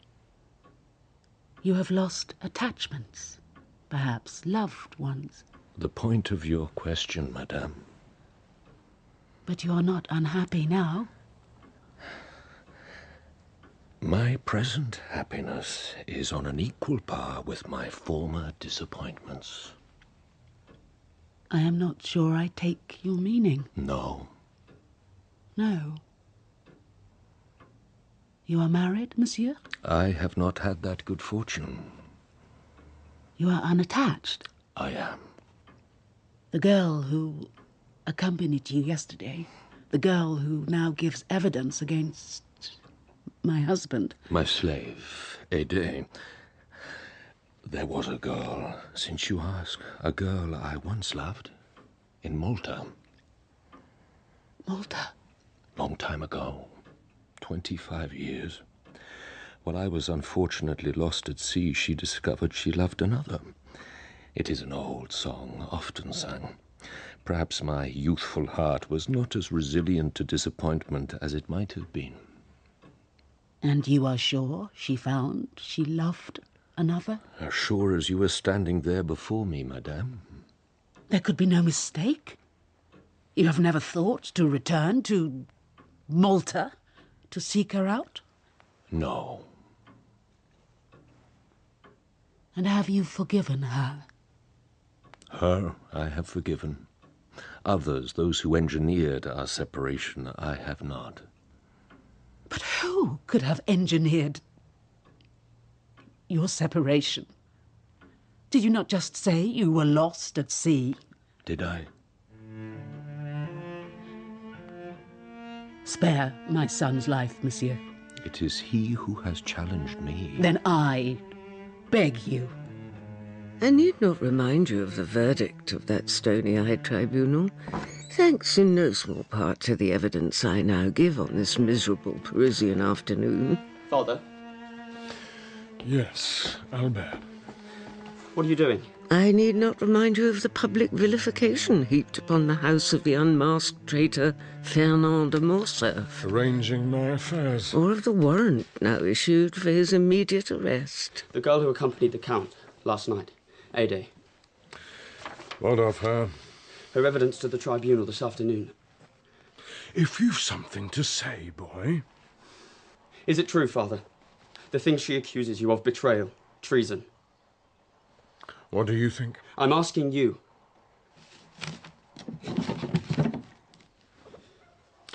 Whatever I did or did not do, I did for my family. Then the allegations are genuine. You really did betray the Sultan Ali Pasha, engineered the slaughter of his entire family.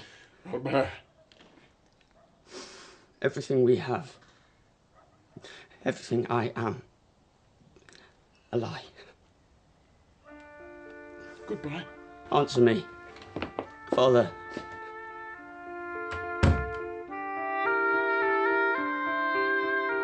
As I have already said, madame, the matter is out of my hands. Then you are resolved to duel with my son tomorrow morning. Honor demands it. The girl in Malta. What about her? Have you ever heard from her? She has long forgotten me. Did you never think to seek her out and ask her? I believe she married one of those who betrayed me.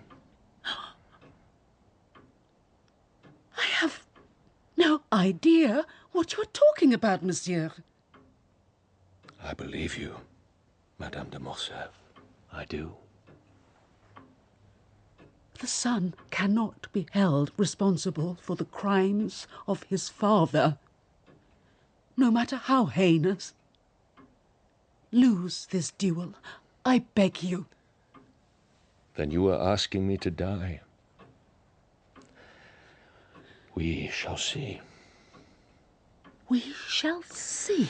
A most pleasant visit, madame.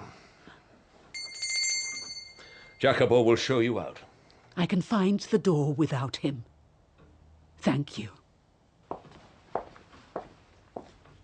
And I'm sorry. For what? For everything we have both lost. And as the sun sets on that dreadful day, Count! our attention must journey... Am I to assume that you are Albert II, Monsieur Morel? I am. ...to the rising of the sun, as it illuminates those quiet banks of the Seine. Is he not with you? He must be delayed. I take it he has heard the tribunal's verdict against his father. One assumes so. We have met before, have we not? We have. At Albert's apartments. A happier rendezvous than this, I think. It was, I believe, your very first day in Paris. Morel, you say? Yes. Not at all related to Morel and Sons of Marseille. Pierre Morel was my father. You knew him? Only by repute. He is well, I hope. He died some time ago. My sincere condolences. Thank you. Count! At last. You are late, monsieur. I must beg your forgiveness. Albert. There is no need to kneel. I have accused you falsely. You have me at a disadvantage. My father was, I believed, a soldier, a commander, above all a man of honor. I believed all of these things of him without question. All of them. Get up, Albert. But please. I realize now that he is in fact a traitor. That my entire life has been based on an infamous lie. It was never my intention to dishonor you, Count. Please, accept my sincere gratitude for all that you have done for me. Adieu. Wait, Albert. Wait! Paris, it seems, is in uproar. Disappeared? Almost without trace. Well, is he armed? I believe so. In that case, alert your best officers, initiate a manhunt. I want the traitor Fernand de Morcerf standing before me in the dock this afternoon. Are we really not taking anything with us, Mama? Nothing. But what will become of the house? The furniture? The state will take it all in compensation for your father's crimes. And father? Is a wanted man. We must do our best to forgive him. Where will we go? Home. To Marseille. Mother, wait. Yes? I hope you will not be too disappointed in me. Whatever's happened? I have accepted a commission with the Dragoons. The Dragoons? My mind is quite made up. How else is the good name of de Morcerf ever to be reclaimed? In that case, what choice do I have? God bless you, Mother. And thank you. Now, I would very much like to leave this house. Monte Cristo! Leave and never return. Monte Cristo! Commander de Morcerf. You just barged in here, sir. Thank you, Jacopo. That will be all. Should I not alert the authorities? Not just at this second, no. But That will be all, Jacopo.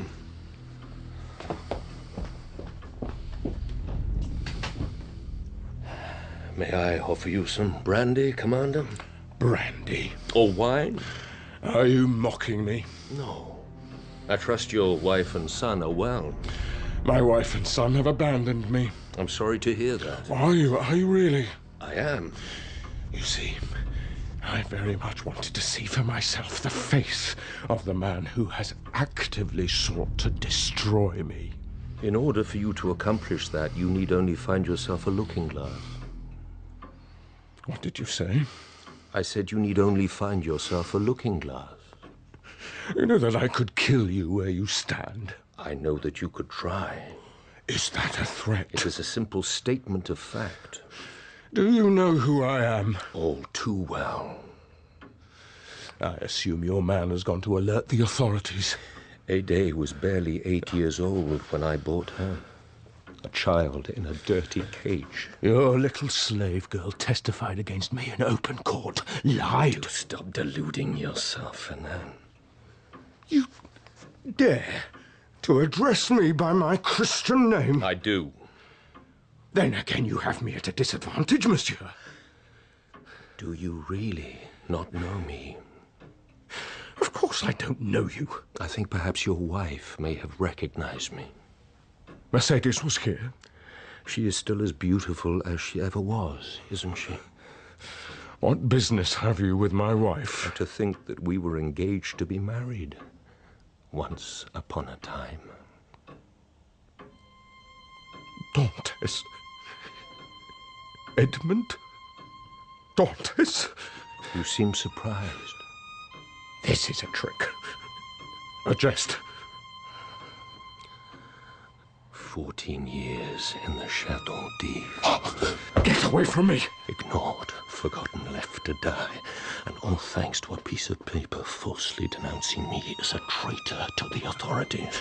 It was Danglars. Danglars who wrote that note. And you who delivered it.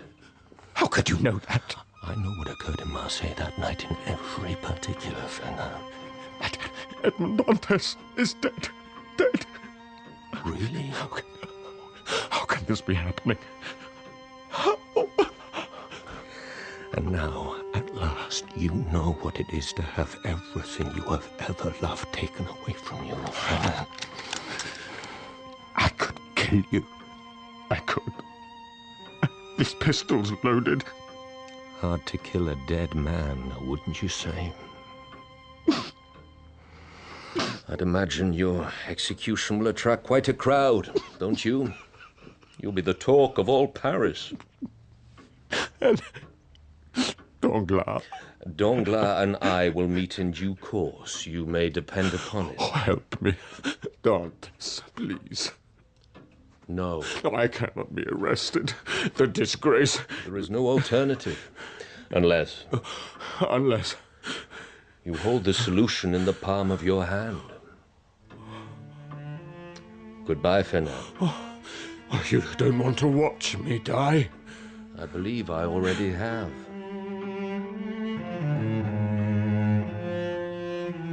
The first blossoms of spring tumble every which way along the bright and airy boulevards of the always magnificent Paris, heralding at last the first stir of summer as they flutter hopelessly against the locked and shuttered windows of the house of the traitor de Morcerf, who even now, most honoured friends, raises a gleaming silver pistol to his forehead.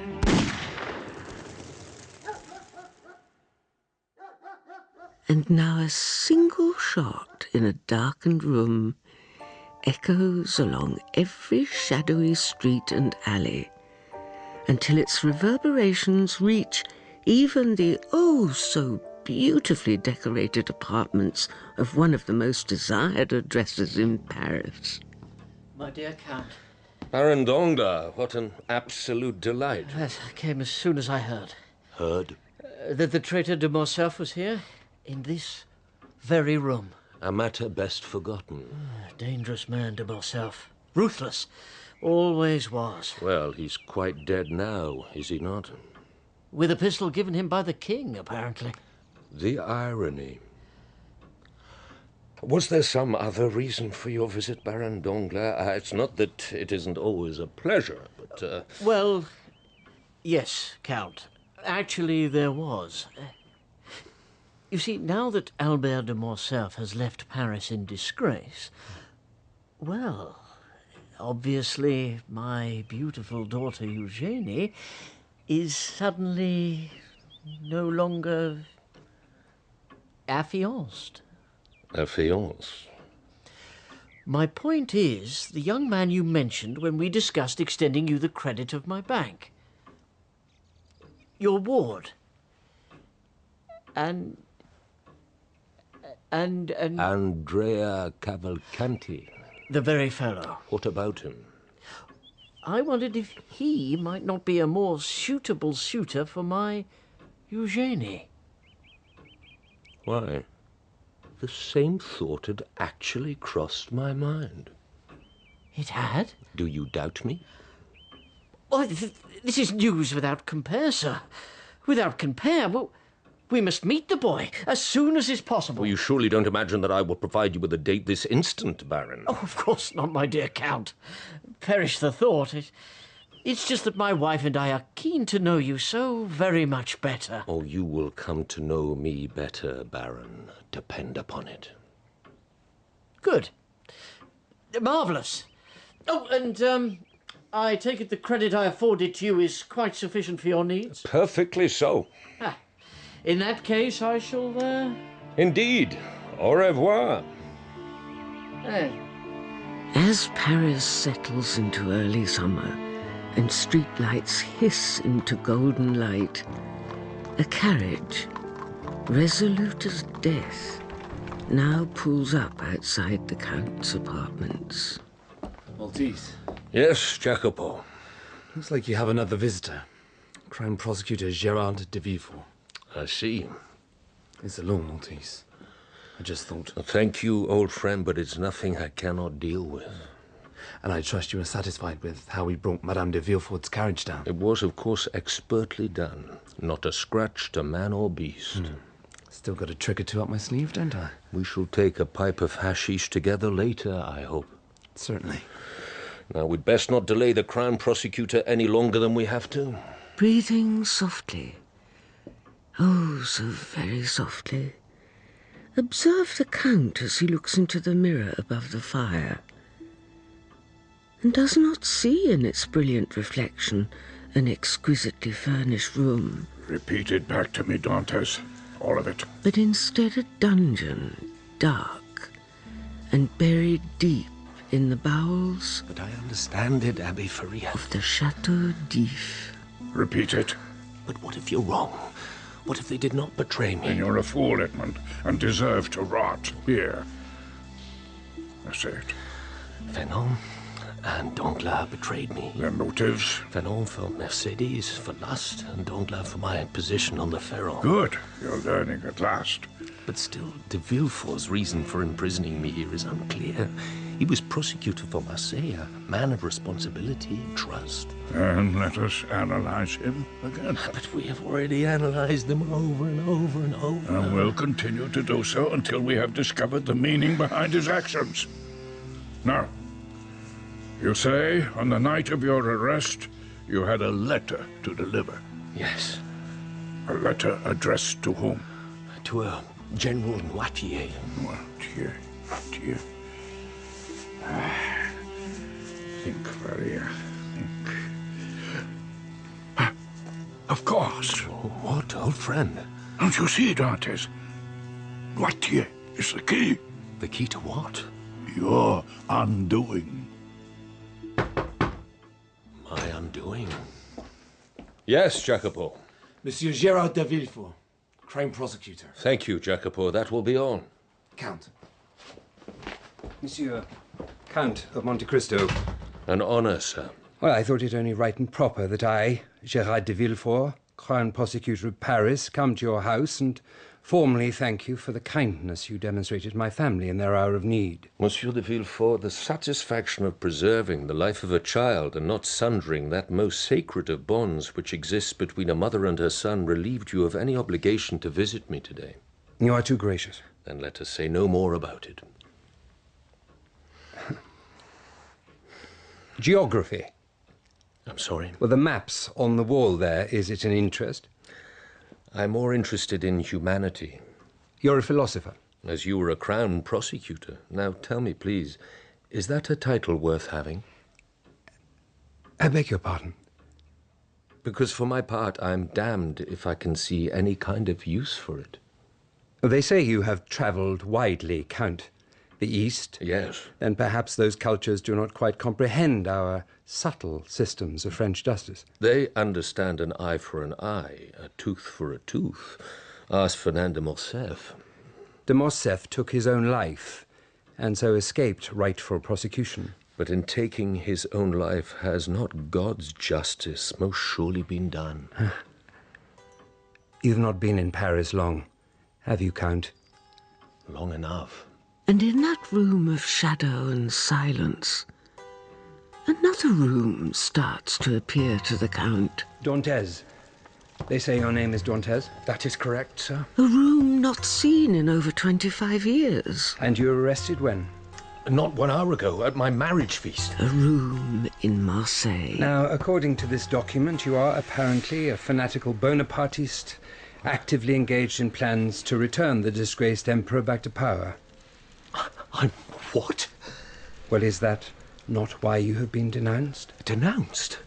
You sound surprised. It's true that I delivered a package to Elba on behalf of the captain of the Pharaon, of which I am first mate. To Elba? And did you see Bonaparte? I did, sir, but only for an instant. And what was in this package? I've no idea. Well, you have an honest look about you, Dantes. Because everything, in every particular, I say is true, sir. Well, now, think carefully before you answer this. Is there anything you have about your person which might incriminate you in any way? I have this letter, sir, addressed to one General Noirtier. Repeat that name, please. Noirtier? General Noirtier. Are you acquainted with the gentleman, sir? Have you had any personal dealings with General Noirtier? None whatsoever. Until a week ago, I never even heard of him. Right. The letter, please.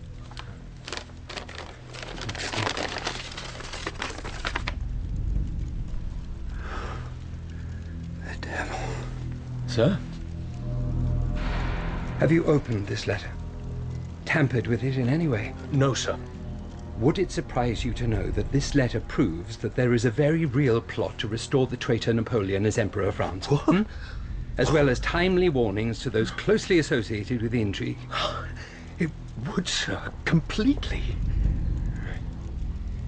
Oh. Here is what I am going to do for you, Dantes. First of all, I'm going to burn this letter. A letter you are going to forget you ever had in your possession, is that clear? It is forgotten already. And then I'm going to instruct the guards to take you to the Chateau d'If, where... The Chateau d'If? Where you will be held for your safety until I have discovered who has acted so mendaciously against you. I shall get to the bottom of this, Monsieur Dantes. You have my solemn word on it. Sergeant. Sir. I'm finished with this prisoner. Very good, sir. You give my compliments to the governor of the D'If, and you tell him that in this regard, NATBT, he'll understand. NATBT. Very good, sir. Now, the sergeant here, he'll take good care of you. Thank you, monsieur. Thank you. We shall meet again under more pleasant circumstances, I hope. I hope so too, sir. I hope so too, sir. Perhaps I might offer you some refreshment, Monsieur de Villefort. Some brandy? As the Count stares at the thin-drawn man who stands so censoriously before him, it seems inconceivable that he could ever have been so naive as to... Thank you, no. Believe him. Then perhaps, as an officer of the law, you can help me with an abbreviation I came across some years ago in an old legal document. Yes, gladly. Trust him. NATBT. Ah, it was an informal code we used years ago. No action to be taken It was generally used to signify men who were perceived to be dangerous political activists, anti-monarchists. Bonapartists. Bonapartists especially. Fanatics to a man, every one. Thank you. You have been most helpful. Am I to understand that you do have some interest in our judicial system, after all? Although I consider myself to be above all human law, yes. Above all? I'm not sure I'm quite with you. There are certain men whose personalities have been so fashioned by fate and destiny, men who accurately perceive the sacred truth of justice and answer only to the greatest and most magnificent judge of all. And who might that be? Why, God himself. And do you consider yourself to be such a man? I do. Oh, I see. I see that it amuses you to make sport of me. Not by any means. Well, I thank you once again for the great service you did my wife and child, sir. It's been a most fascinating conversation. Good evening. There is one more thing I would ask. Your father. Yes? His name is Noirtier, isn't it? General Noirtier? May I ask why this is of interest? I heard he was a brave and noble commander. Your information is correct. For a Bonapartist. The somewhat misguided political views of my father are well documented. But you do not share them? And never have. Is that why you changed your name? Is there something that you wish to share with me, Count? Only that I hope you and your wife will do me the honor of visiting me at my country house. We shall await your invitation keenly, Count. And as the Crown Prosecutor stiffly bows his head... Monsieur.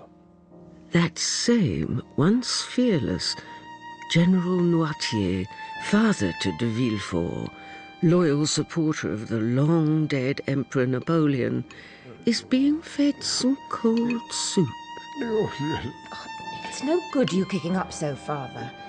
Can't let you starve, can we? And it's parsnip, your favourite. From a wooden spoon. He who, as we know, most honoured friends... Stroke or no stroke, you're not above good manners, General. ...sits alone in a dusty attic. Very well, then. We shall wait until Monsieur de Villefort returns from visiting the Count of Monte Cristo, and you can tell him why you have refused to eat. Cristo! I just told you all about him. The man who saved young Edouard and I from certain death. Do you not listen to a word I say? Valentine! Your granddaughter is in her room. Teen! Some soup first. In it goes. Well done. And open. I must say, the house will certainly be quieter when Valentine is finally off our hands and married. Married? Yes, General, married. To Franz d'Epinay, no less. D'Epinay? Such a well-connected family. Aristocratic. Oh, monsieur! Lawyer! Lawyer! I shall fetch your son, I shall. Valentine! Valentine! And explain your disgusting behaviour to him. Secrets. Paris is all about secrets. Valentine! Over here, my love. And in the quietest corner of de Villefort's somewhat gloomy garden, another... I have counted the hours. ...is to be discovered on either side of an old garden wall. If only I could hold you in my arms and kiss you. Don't say it, my love. Oh, then let me climb over. No, you mustn't. Listen, Maximilian. There is a terrible rumour. What rumour? I am to be engaged to Franz d'Epinay. D'Epinay? You know him.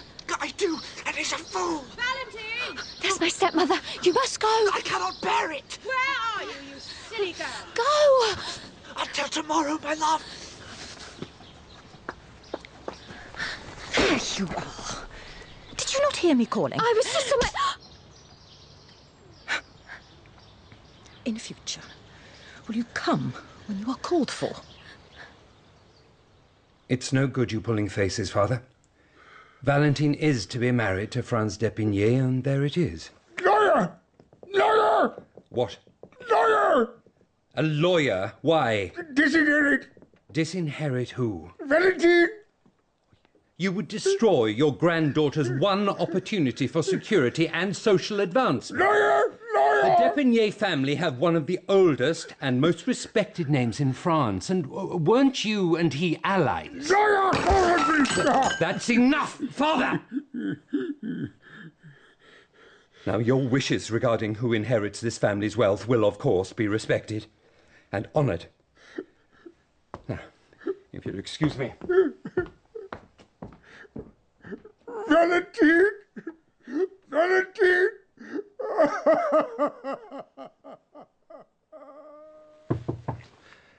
Come. You wanted to see me, Father? I did, Valentine.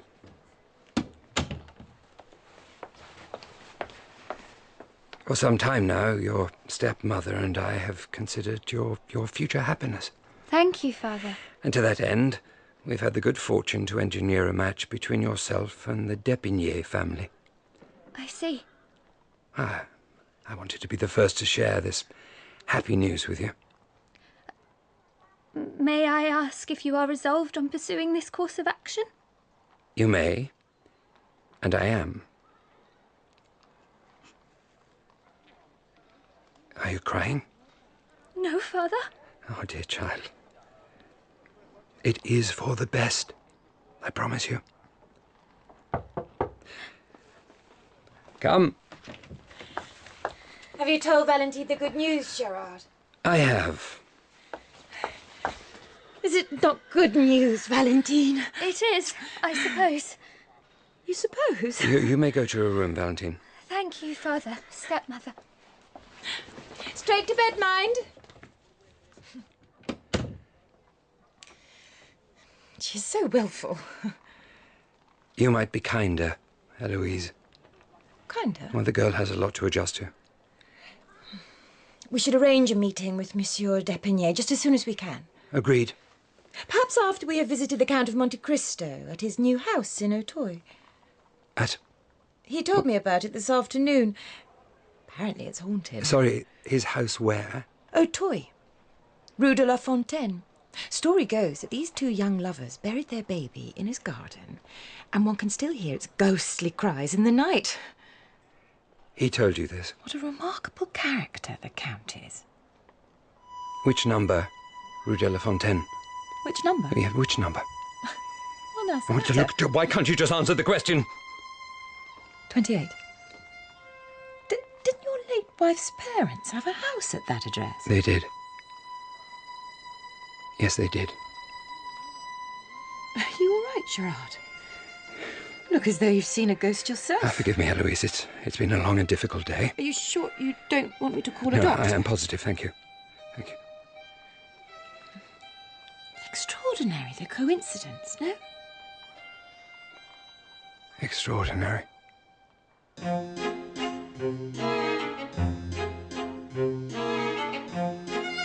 In The Count of Monte Cristo by Alexandre Dumas, adapted by Sebastian Bonchkiewicz, the Count is played by Ian Glenn, Haydée by Jane Lapotaire, the younger Haydée, Amber Rose Reva, and Abbé Faria, Richard Johnson. Baron Danglars is Toby Jones, Hermine Danglars, Stephanie Racine, Fernand de Morcerf, Zubin Varla, and Mercedes de Morcerf, Josette Simon. Gérard de Villefort is Paul Rees, Eloise de Villefort, Kate Fleetwood, General Noirtier, Carl Johnson, Valentine, Lizzie Watts, and Albert, Will Howard. Jacopo is played by Joe Sims, Max Morel by Adam Nagaitis, and the coachman by Paul Stonehouse. The music is by David Tobin and Jeff Megan, and the directors are Jeremy Mortimer and Sasha Yevtushenko.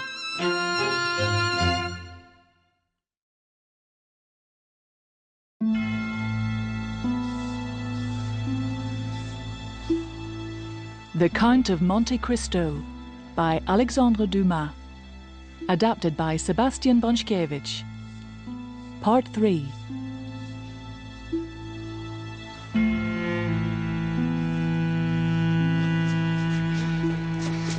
Wednesday, most honoured friends. Fire on my hand! You're standing on my hand! Benedetto Benedetti. Who wants to know? Is your name Benedetto Benedetti? Yes, yes! Now, Benedetto Benedetti, may I assume I have your full attention? The world turns on a Wednesday. Yes, yes, monsieur, completely. A Wednesday in Marseille. And this is your lucky day. Who are you? I'm the person who's about to change your life. What? You are to present yourself at this address in Paris, exactly 1 week from today. Do you understand? Paris! Do you understand? Yes, yes! Just please, take your foot off my hand. Another cup of tea, Monsieur Jacopo? And a Wednesday in Paris. Thank you. Now, what was it that you were asking? 1 week later. I believe you were a midwife, Madame Lassalle. In a house in Auteuil, number 28, Rue de la Fontaine. No, monsieur, I was a housekeeper. Nothing more. But you did serve at that address 20 years ago, did you not? I did, yes. Then you will recall, I'm sure, the young couple who turned up there one night in some distress. The house was empty. There was a storm, wind and rain. Terrible business. No, I can't say that The young man was Gerard de Villefort, Crown Prosecutor of Paris. Please, monsieur, I have sworn, solemnly sworn, never to speak Do sit down, madame. And she was... Now, there's the thing. Who was she? There was a gardener at Auteuil. Bertuccio. His name was Bertuccio. He can tell you better than I. Find Bertuccio. Bertuccio did not deliver a baby that night. Now, please, Madame Lassalle, be good enough to open that bag. What are these? Diamonds. Diamonds? Worth just over 200,000 francs. A sum which would keep a poor widow such as yourself comfortable until the very end of her days, as well as securing a future for all 5 of her grandchildren. But if the Crown Prosecutor should suspect that I... He will never find you, madame. The man I work for will provide you with a new home down south. Somewhere warm. Montpellier is very nice, I hear. Now, her name. Radishes, my friend. I grow radishes and lettuces. Them lettuces won a prize last year. Delicious. Absolutely delicious. Told you, didn't I? You must find this job of yours occasionally a little tedious. Tedious? I can wait days for a new message to be telegraphed, but you can't ever relax, not for an instant. Because you must keep your eye on the telegraph post yonder. Just as Jacques on the next hill keeps his eye on me. If it weren't for my garden, I don't know what I'd do. And the pay for such a responsible job is... Not worth mentioning, my friend. An insult. And we may recognise, most honoured friends, this gentleman who now shields his eyes from the perpetual glare of that bright, unforgiving sun. And if a person were to appear one day and offer you, I don't know, 60,000 francs? 60,000 francs? As the Count of Monte Cristo. And if that person were to request that an unofficial message be conveyed? Then I'd tell that person that he was talking to the wrong man, my friend. It's true that the telegraph operator would be dismissed for permitting such a message to be sent, but then he would have 100,000 francs to retire on. Only today he is attired humbly, as befits a man keen to learn all he can about an elderly telegraph operator's kitchen garden. There's more than enough there to see you and your wife happy and content until the end of your days. And the telegraph company? We would have to underpay a new operator. Who are you, my friend? Who I am is of no importance. And this message would be... what exactly? Baron Dongla! Baron Dongla! Baron Dongla! Baron Dongla! Baron Dongla what, Michel? War. Sorry? There is war with Spain. It was just announced on the telegraph. Am I the first to know? You are, sir. The information has not yet reached the bourse. Not as far as I'm aware. Then I want you to buy war bonds. 3 million francs worth. 3 million? Yes, Michel. 3 million. Won't that attract attention? Not as much attention as we'll have when we're selling those same war bonds at 400 or 500 times what we paid for them. Nothing says profitable return quite like an international skirmish. Eh, Michel? And as Baron Danglars, he who, as we well know, along with his accomplice Fernand, falsely denounced the young sailor Edmond Dantes in the old port of Marseille.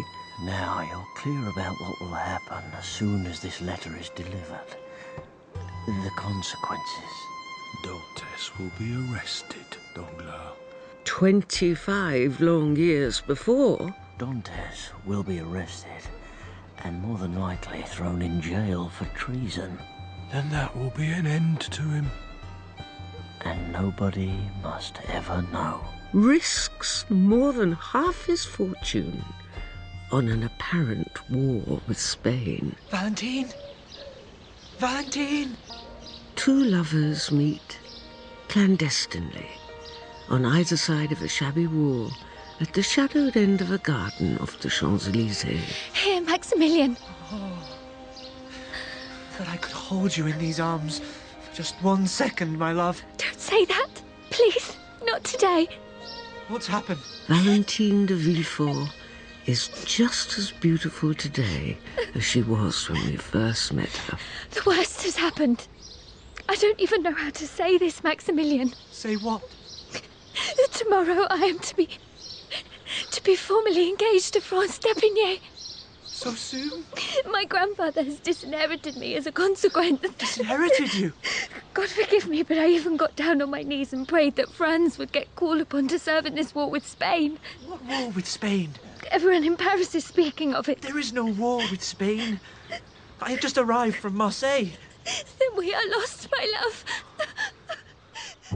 You can imagine my unimaginable and fountainous surprise on hearing the news, my dear Count. But let us now, most honoured friends, consider a little more closely the perilously thin young man we last saw being chased down an alley in Marseille. I am very pleased to see you, Andrea. A man who is now draped inelegantly, draped across an antique chaise longue, smoking an almost equally thin black cigarette. To think that I, Benedetto Benedetti, a poor boy from the slums of Marseille, is actually related by blood to the Cavalcantis of Padua. An impossible dream come true. From now on, you will not be known as Benedetto Benedetti. No, Count, no.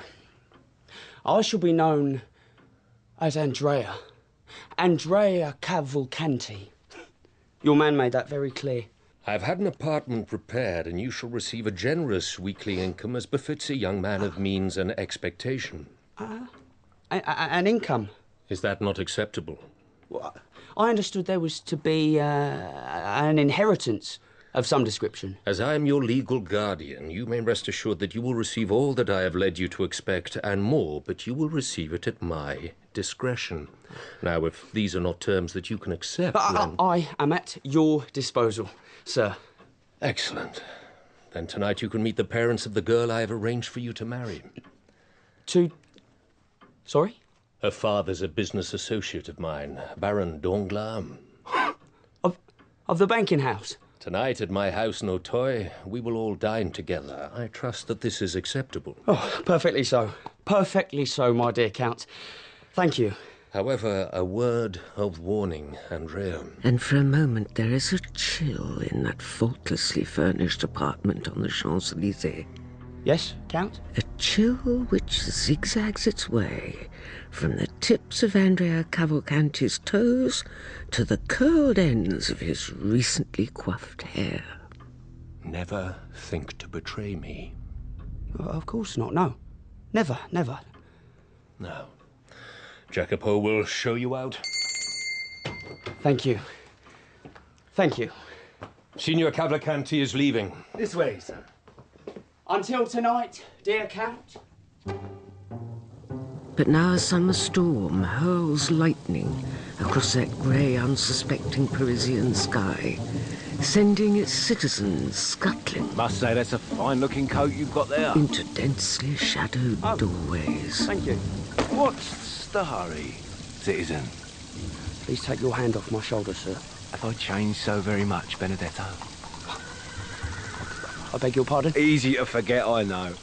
The lock-up in Toulon, the one-armed guard relieving himself twice daily through the bars of our cell. Oh, no. Ah, at last. A light. I meant to come back for you, I did. And I believe you, Benedetto, I believe you.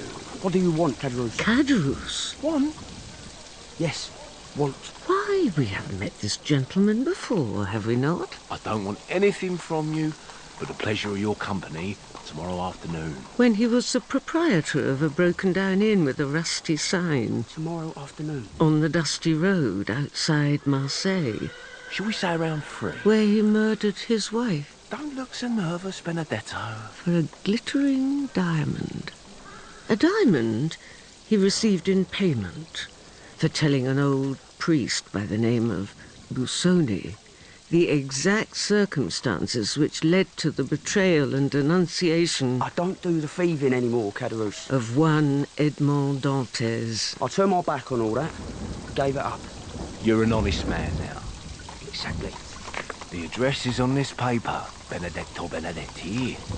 Now don't be late, or I might be compelled to let slip a nasty rumour to the owner of that smart-looking townhouse. The Count of Monte Cristo, is it? Ciao. Cadrus! Cadrus! And as the sky is clear, and the sun dips westward, bathing the streets of Paris in a wash of blinding light... Whoa there! Whoa, whoa! A carriage pulls up. Is this the Count of Monte Cristo's carriage? Send with his compliments, Monsieur de Villefort. You are Monsieur de Villefort, aren't you? I am. De Villefort. Recognise you from when you came to visit the Count the other week, don't I, sir? And where are we going exactly? He who you will recall, most honoured friends, some 25 years before, falsely imprisoned the first mate of the Pharaon, one Edmond Dantes, solely because he had about his person a letter addressed to de Villefort's father, the notorious Bonapartist General Noirtier. Going, sir? Yes, man, going. A letter which would have exposed his father's part in returning the disgraced Emperor Napoleon back to sovereignty. Why? To visit the Count of Monte Cristo? A letter discovered in the hands of a recently denounced young sailor named Edmond Dantes. Will your wife be joining us, sir? Yes. Yes, she will. Now, the address. A young sailor whom de Villefort casually condemns, without charge or trial, to a life of torment in the hell of the Chateau d'If, solely in order to protect that same de Villefort's favoured name and hard-won reputation as a loyal and devoted servant of the king. The address is number 28, Rue de la Fontaine, Auteuil. Then there is no mistake. He who disguises his essential poverty of spirit behind the unflinching mask of law. Sorry? He who, along with the banker Baron Danglars, awaits to experience the wrath and divinely inspired justice Is that our carriage, Gerard? of the Count of Monte Cristo. Permit me to open the door for you, madame. Monsieur? You're too kind, too kind. Perhaps you should go on your own tonight, my dear. Well, I have papers. Papers? For the court tomorrow. Get in the carriage, Gerard. I beg your pardon. If you think that I am going to miss an opportunity to dine with the Count of Monte Cristo, then you are very gravely mistaken, monsieur. But what? You think today has been easy for me? Valentine in tears in her room. Edouard distressed and listless. The lawyers arriving. I know that today has been challenging. Challenging? Is that what you call it? Challenging. Your father intends to disinherit your daughter. Ruin her. Please, Eloise. Because I can think of a number of names for it, and challenging is not one of them. Must we really make a scene on the street? It's quite at an end. And it's not as if your father will ever instruct those wretched lawyers of his to disinherit Valentine and pass his estate on to our Edouard instead. Oh, no. Your son barely warrants a passing thought, does he? And why has the obscenely wealthy General Noirtier decided to do all this? Eloise, please. Why has he decided to ruin your daughter's one, her only, in fact, chance of social advancement? Not her only. Because of some idiotic political argument he had with the more than respectable Franz d'Epinay's father 25 years ago. Well, no, Gerard, no. We are going to the Count of Monte Cristo, and we are going to attempt to have a pleasant evening, because I do not think my poor nerves can take much more of a battering now. Please get in the carriage and let us be on our way. And as he reluctantly joins his wife Eloise in the Count's carriage, and as Jacopo cracks the whip and the wheels clatter across the cobbles, the Crown Prosecutor of Paris looks up at the attic window of his father's room, upon which the dying sun now savagely reflects itself on this bright and unseasonably warm evening in early June. Are we to sit in silence all the way, Danglars? While in another coach, perched on the edge of their exquisitely upholstered seats, the Danglars, Hermine and her husband, the Baron himself, who sits at this moment with his fist at his chin as he stares without seeing at all the bright and lively boulevards they pass on their way. A false war. To Auteuil. Never heard of anyone falsifying a war. What are you talking about, Danglars?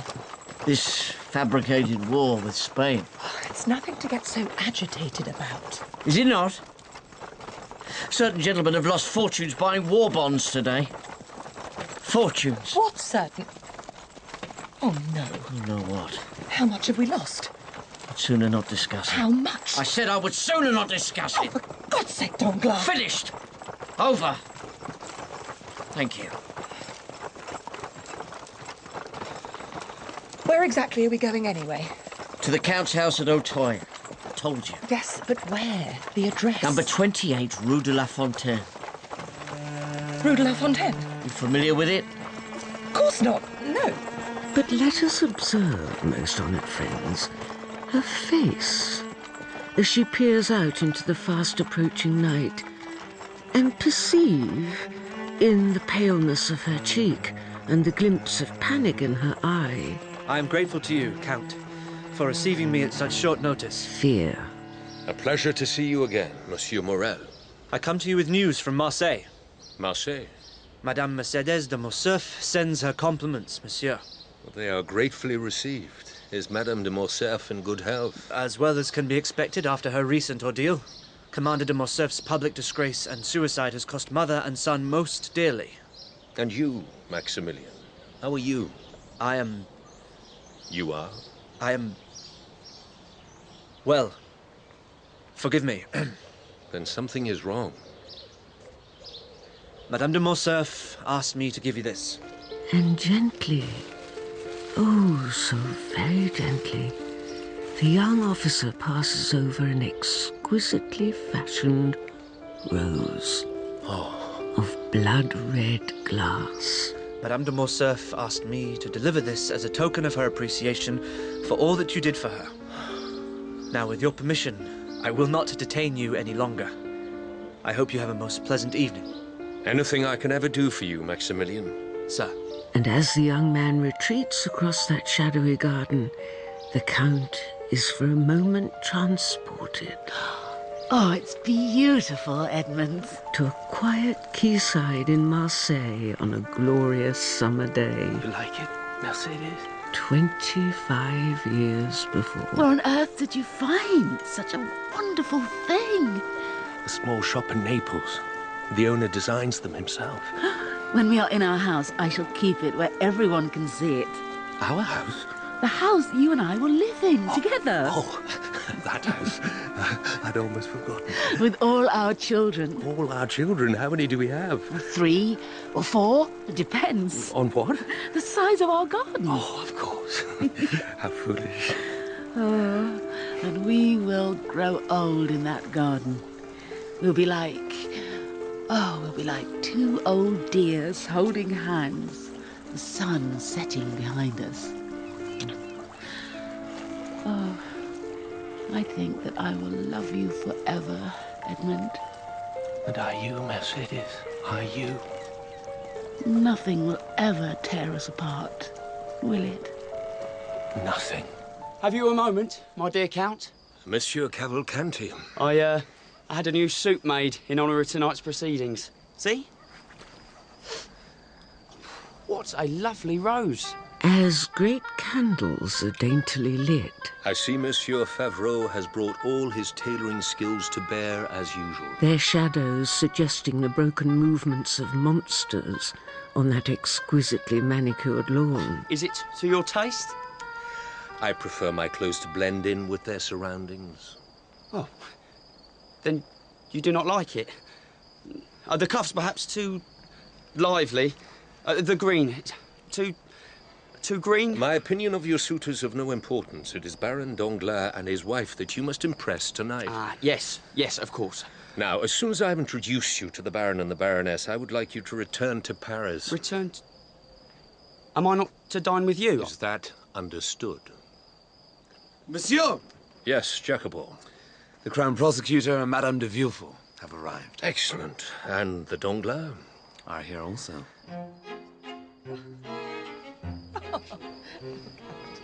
I must say, Monsieur Cavalcanti, that is a very lively and stylish suit you're wearing. Do you not like the tailoring, Baron? I didn't say that, my boy. I did not. Not in any way. Then may I salvage some reassurance from your recent utterance? You may. You may indeed, young man. Unfortunately, I'm not going to be able to join you at dinner this evening. Not join us? I must return to Paris on the Count's business. Is it to do with this phony Spanish war? Phony? But I'm not sure that I take your meaning. I spoke in haste. Please, banish it from your mind, my dear boy. Dinner is announced and I must away. Away. Take my card, Monsieur Cavalcanti. Present yourself at the address there tomorrow, and we shall arrange a formal meeting between Mademoiselle Danglars and your good self. I shall live from this moment on only for that moment, Baron. What on earth is the matter with you tonight, There is Gerard? nothing the matter. Is it Valentine? Yes. Is it she you are still concerned about? Yes, it is. And then it's nothing to do with coming to Auteuil? Of course not. Not at all. No, why would it be? If only we could talk some sense into that father of yours. General Noirtier's mind is not to be changed once made up. As well you know, Eloise. But what was the nature of this political dispute he had with the Depiniers anyway? I don't know. You don't know? I thought your father and D'Epinay were both comrades and allies of Bonaparte. Both gentlemen were politically misguided, yeah. Is this why you're so reluctant to discuss it? Because of your father's ancient political sympathies? Honestly, Gerard. I said I don't know, Eloise. Now, please, can we... Well, what I do know, for a fact, is that France d'Epinay is to meet Valentine tomorrow morning at 11, be she disinherited or no. I think the guests may be gathering... And there, in our drawing room, the pair of them will be formally engaged to be married. Ladies and gentlemen, the Count politely requests you to take your places at the table. Andrea Cavalcanti as I live and breathe. On a fashionable street corner just off the Champs-Élysées, a young man in a peacock green suit strides confidently toward the front door of his new apartment. Caderousse? Way I see it. Why wait for tomorrow? Yeah, but... Yes, but what? Now, let's go inside, as I've little desire to speak my business on a street corner, no matter how select. I trust that the veal is to your satisfaction, Baron Danglars. The veal is delicious. And these quail eggs. Divine. Quite divine. But something troubles you. May I depend on your discretion? At all times. This business with Spain, this war that never was. It proves once again that we cannot depend on the accuracy of the telegraph. Indeed, indeed. We set such store in these technologies, do we not? But only one thing needs to go awry and... Now, tell me, what has happened? I'm all but ruined, my dear Count. Black Wednesday, they're calling it. Ruined? I invested heavily in war bonds. Half my fortune. Gone. Like that. Heavens. Who in their right mind would maliciously start a rumour that we were on the verge of hostilities with a neighbouring power? Who indeed? Such a person would have to be criminally perverse. Of course, as soon as Andrea is married to your daughter, Eugenie, you shall receive double that sum as a mark of the trust and good faith that exists between our two families. Double? I hope young Andrea Cavalcanti has made a favourable impression this evening. Rarely has a young man made one finer, Count. You didn't think his suit too loud? I thought the green sublime, and in the best possible taste. I'm even thinking of instructing my tailor to make one exactly the same for me. Then it might be said that you and young Andrea were as peas in a pod. Huh? What are you two gentlemen whispering about up there? Nothing of any import, Madame de Villefort. I trust that you are enjoying your meal. It's divine. It's just divine. Isn't it divine, Gerard? Yes, it's very tasty. And is everything to your satisfaction, Baroness Danglars? Sorry? The meal. Oh, it's lovely. Exquisite. Sorry. Sorry. And with the most surreptitious of glances across the table, de Villefort considers the still ravishing Hermine Danglars, who is at this very moment staring, and staring somewhat disconsolately into her saffron-infused bisque. Now, do tell, Count. Tell what, Madame de Villefort? That story you told me. The lovers in the garden. It was here that they met, wasn't it? In this very garden. You all right, Monsieur de Villefort? Yes, sorry, it's nothing. It's really nothing. Are you sure? Gerard. Fetch Monsieur de Villefort some water. Water. Excuse me. If it's money you want, Cadrus... Of course it's money I want. Why else would I be here in these very, very nice apartments, Andrea? Fair play to you. How much? Well, given your present circumstances, shall we say 1,000 a month? After all, I only want enough to wet me beak. 1,000 francs? To start with, yes. Although I do get awful thirsty. The Count of Monte Cristo will find out. Well, not if you don't tell him, he won't. And you won't tell him. Because we share the same thought, you and I. I see it in those peepers of yours, clear as the Virgin's lonely tears. Now, Andrea, you tell your Uncle Cadrus everything. He has money scattered everywhere. And diamonds. He has diamonds everywhere. What do you mean, everywhere? I mean, everywhere. He leaves them lying about like toffees. Then would you say we enter into a partnership of some kind? Only if we go halves. 50-50. Done. And Monte Cristo is dangerous. I am dangerous. Not like him, you're not. Well, then we must be extra, extra careful, mustn't we? Now fetch us over that pen and paper, Benedetto, because I'd like you to draw me a little picture. If you are quite sure that you do not want a little more water, Monsieur de Villefort. Thank you. No. Perhaps it's the heat. Yes. The heat, perhaps, yes, perhaps. It is a little close tonight, isn't it? Is it, Madame Danglars? One would have thought after the rain earlier that the air would be cooler, less... Oppressive. Precisely. Then you are not enjoying the evening. Oh, far from it, dear Count. The evening is second to none. You do me too much honour, Madame. Monsieur de Villefort and I are having a wonderful evening also, aren't we, Gerard? Yes, it's Most diverting, Count. Now, what was it you were about to say earlier, Madame de Villefort? I was only mentioning in passing that rather grim story you told me. Ah, yes. Story?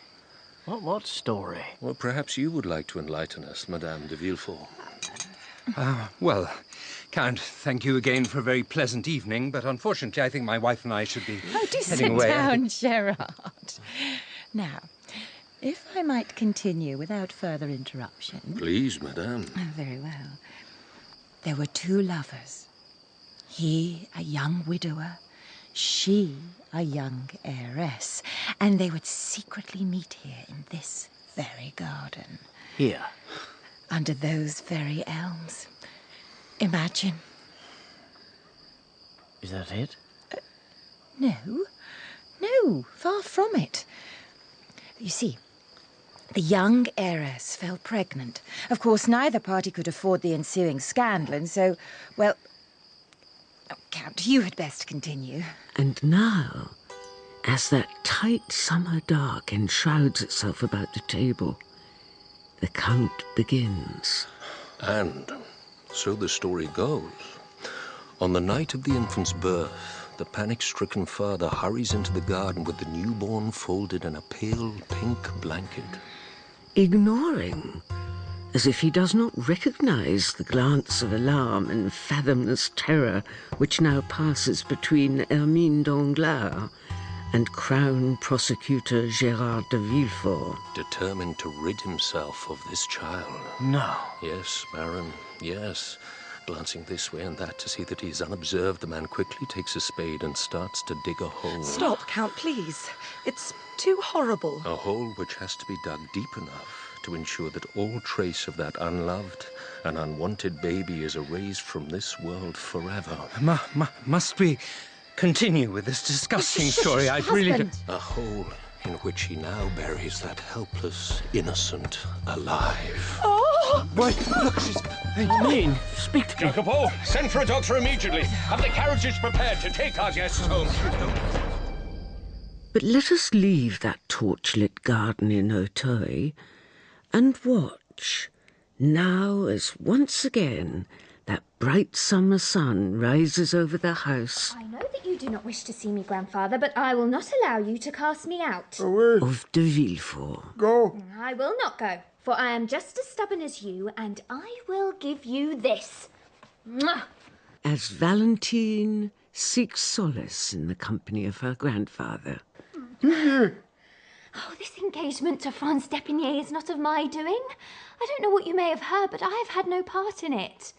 Him. Love. Of course not. Swear. I swear to you that I have not even met, let alone know, that gentleman. You didn't imagine that I would fall in love with a d'Epinay, did you? Disinherit. What do I care if you have disinherited me, grandfather? You'll never kill the love and affection I have for you. Never. So do your worst, stroke or no stroke. Valentine. Valentine. Oh, do not cry, grandfather, please. Let us reacquaint ourselves with a man you will remember, most honoured friends, as the father of Gérard de Villefort. Girl. Lovely. Lovely. The redoubtable Bonapartist and timeless thorn in the side of his dutiful son's political ambitions. You are the only person in this house I can honestly open my heart to, grandfather. General Jacques Noirtier. And you must know that my heart will always belong to another, no matter how many suitors my father and stepmother supply for me. Nana. I have wanted to tell you about him for so long. He is an officer in the army. Huh? Love? I love him with all my heart, grandfather. With all my heart. See? Now I am weeping also. Out. What? Out. Stairs. Down. But Franz d'Epinay will be arriving to formalise the engagement within the hour. Stairs. Down. Oh. Stairs. Down. You buried the child alive? Did anybody see you arrive at the office? Answer the question, Gerard, because last night was without question the worst of my life. What choice did I have? Oh, Sweet Jesus, forgive us. Hermine. You said you gave the baby away. You swore I didn't, to me. I didn't want to. To burden you. Burden me. Burden me. Please, Hermine. Please. We must not draw attention to ourselves. Anybody could come in. How can this be happening to us? Last night was as much an ordeal for me as for you. You murdered our baby, Gerard. No. Yes. Does that not concern you? Well, of course it concerns me. Oh, God. Oh, God, I think I'm going out of my mind. Who is this Count of Monte Cristo? Nobody knows. He's materialized out of thin air. But you were the Crown Prosecutor. Have some inquiries made. I have done that. I've already done that. And? Well, there is a gentleman currently residing in Paris who has had some prior dealings with him. One Abbé Busoni. And have you approached him? I shall be calling on him this morning. Now, please, Hermine, we will be all right. I promise. Hold me. Yes. I need you to hold me. Yes.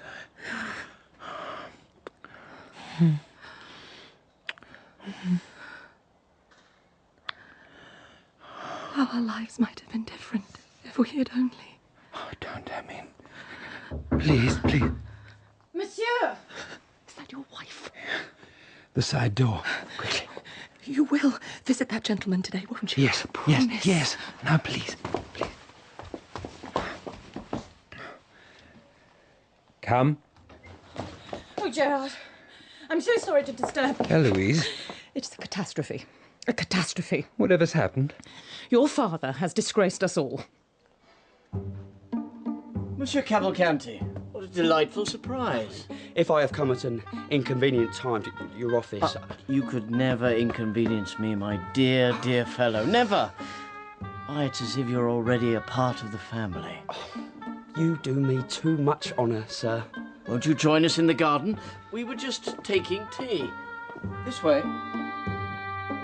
Just so that I can be clear in my mind, let us go over it again. Monsieur d'Epinay came to the house to formalise the engagement as was arranged. Yes. And you were waiting for him, Valentine? Yes, Father. General Noirtier also. Insist. You insisted, did you, Father? Marriage. Stop. Yes, General, you stopped it all right. Stopped it for good.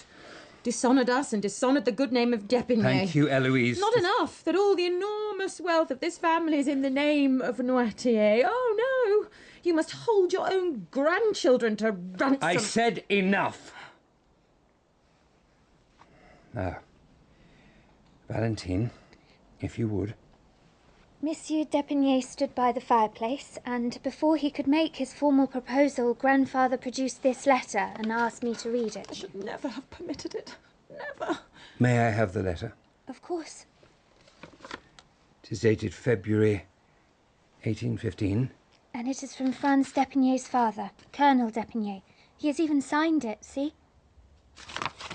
No, there's some mistake. Mistake? No. Traitor. Pigny.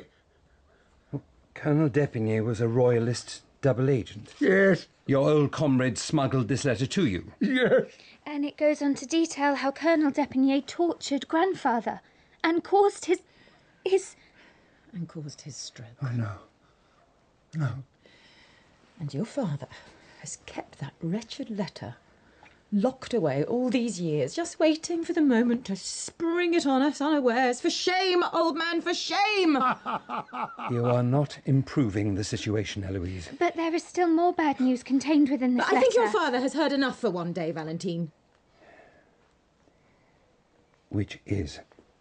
Apparently, according to what is written here, Colonel d'Epinay discovered he had an advantage over Grandfather when Grandfather failed to receive a warning which would have exposed Colonel d'Epinay's villainy. A warning sent via the trading ship the Pharaon, which must have been intercepted and destroyed by the authorities in Marseille. Destroyed by the authorities? Yes, Father. And at that moment, the Crown Prosecutor is transported... I have this letter, sir, addressed to one General Noirtier. ...to his old office in Marseille. And a young, long-forgotten sailor denounced for treason. Have you opened this letter? Tampered with it in any way? No, sir. 25 long years before. Then you have no idea of the contents contained herein. I need not remind you of the dire consequences facing you if you lie. I do not, sir. Would it surprise you to know that this letter proves that there is a very real plot to restore the traitor Napoleon as Emperor of France? As well as timely warnings to those closely associated with the intrigue? It would, sir. Completely. Now, here is what I'm going to do for you. First of all, I'm going to burn this letter. A letter you are going to forget you ever had in your possession. Is that clear? If Grandfather had only received that letter, then all his terrible suffering might have been avoided. And with a jolt, the Crown Prosecutor of Paris is once again confronted by the innocent, insistent gaze of his daughter. Whatever may be written here is no proof that any other letter was ever sent for or indeed ever existed. Valentine. Then why is it clearly referred to here? Well, all that we can know for sure is that the marriage between you and Franz d'Epinay cannot proceed under these circumstances. Which is why we are dishonoured, monsieur, quite dishonoured. And for de Villefort, it is as if 1,000 bees are suddenly... Now, I'm sorry, but there is some urgent business I must attend to immediately. Excuse me. Swarming. You're not leaving. We shall discuss this further this evening. Justice done. I'm sorry, Father, sincerely, for any suffering you may have endured at the hands of Colonel d'Epinay. It was and remains entirely unacceptable. Good day. Well, I hope you're pleased with yourself, old man. Because you have not only disinherited Valentine from her dowry, you have also just guaranteed that nobody in polite society will ever marry her. Inherit? It's a bit late to re-inherit her now. Is what? What did you say? Do you intend to rewrite your will? Inherit? Both? Both? If this is one of your tricks, General. Lawyer! Lawyer! I think Grandfather is serious. So what are you waiting for, girl? Go! And send the footman to fetch a lawyer! And hurry! I cannot tell you what a pleasure it is to make your acquaintance at last, Monsieur Cavalcanti. The pleasure is all mine, Baroness Danglars. All mine. And, may I say, your garden is exquisite. Why, it almost surpasses the Count of Monte Cristo's at Auteuil. Yes. Well... that may be true, monsieur. That may very well be true, but I can assure you there is no rose in the Count's garden as precious as the one you see sitting in the arbour yonder. Oh. Can this vision be Mademoiselle Danglars herself? Eugenie? Yes, Mother? There's a young gentleman here your father and I would like to introduce you to. So, Monsieur Cavalcanti, what instrument do you play? Music has not, to date, played the part in my life I had hoped, Mademoiselle Danglars. Or may I call you Eugenie?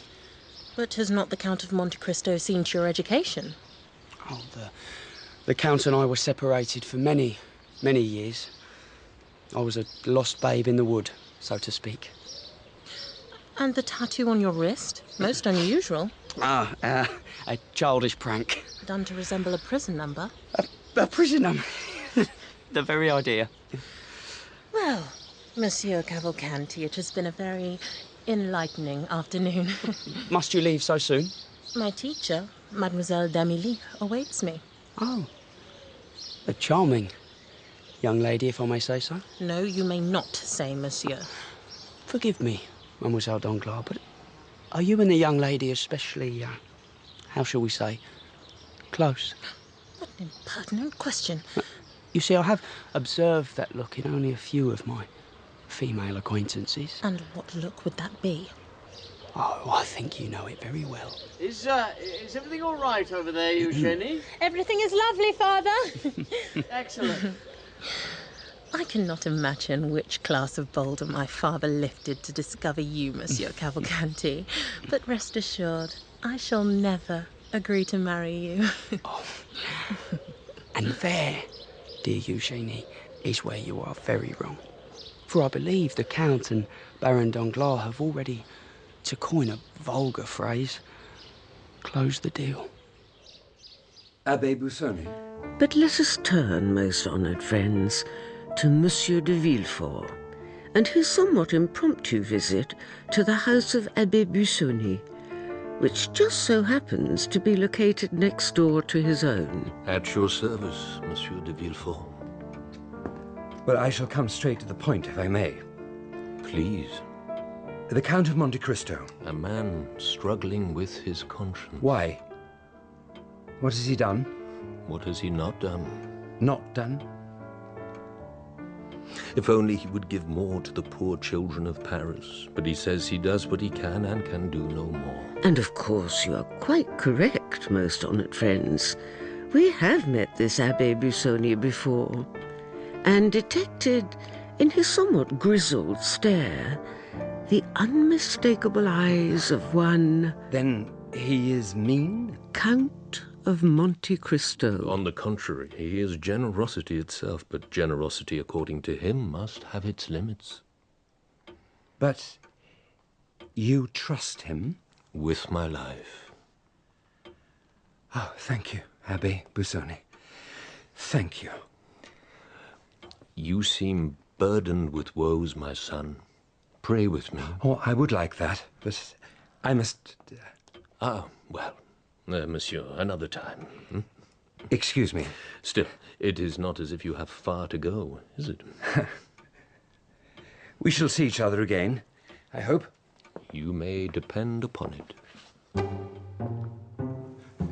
Cadrus. You're late. I had a prior engagement. With the Count? With my fiancée. But the Count and all his entourage is definitely in Paris today. Definitely. You're certain? Aren't you going to congratulate me? Congratulations. Now, to the best of your knowledge, the old toy house is completely empty. Gone deaf, have we?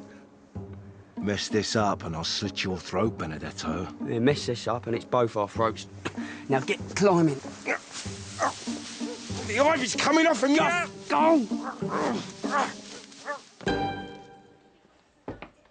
Monsieur de Villefort, how very glad we are to see you. Isn't that right, Hermine?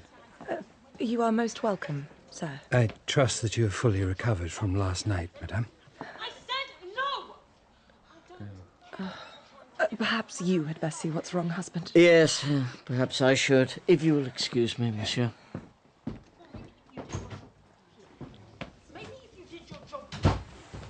Well?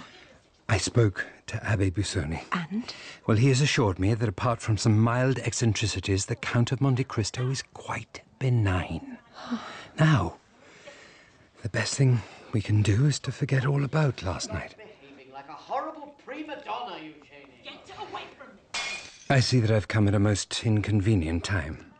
I shall never forgive you for what you did, Gerard. And now, in an apparently empty house in Auteuil, a window splinters, and an intruder clambers cautiously into a normally airy room, darkened now. Unfortunately, I have no diamonds for you tonight, my son.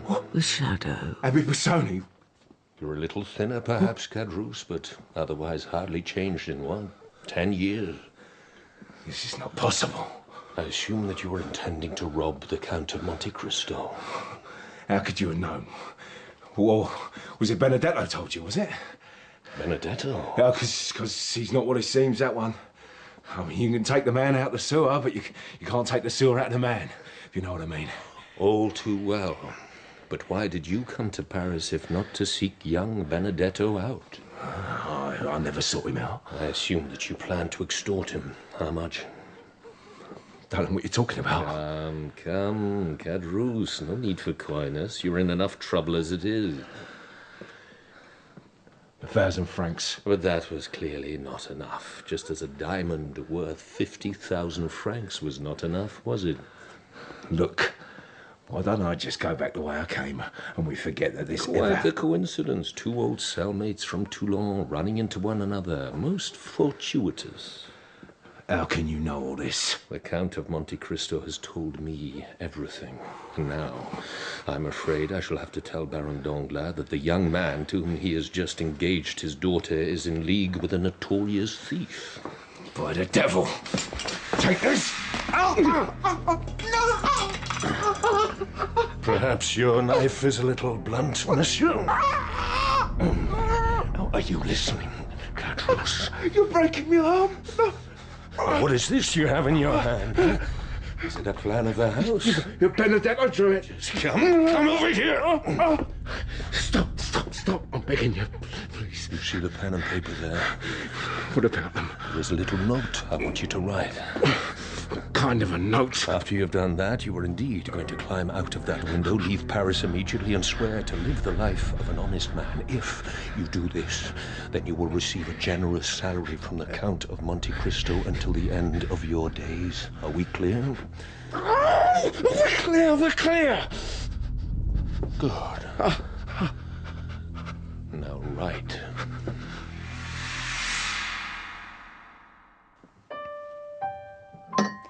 Is it not the most wonderful news, Gerard? It is. In the house of de Villefort this evening, Yes, it is. there is a sense of uneasy celebration. Your father is to leave his fortune to both Valentine and Edouard. We shall send the boy to thank him tomorrow. Well, perhaps it was for the best, after all, this business with the Depignays. Although, who will want poor Valentine now? Valentine is not responsible for any of this. But mud sticks. Not to the de Villeforts. To think that our own dear, sweet, wonderful boy will never have to worry about money again. Imagine. Heir to his grandfather's inestimable fortune. Along with Valentine? Of course. Well, it would seem then that we're all very lucky. Someone has cheered up. I think I shall retire. Eloise? I shall be with you shortly. I must just prepare some warm chocolate for Valentine. Oh, that's most considerate of you, my dear. But can't one of the servants... I know how much she likes it. But what do we perceive in her wide, happy smile, most honoured friends? Good night. What? Good night. Villainy. Good night.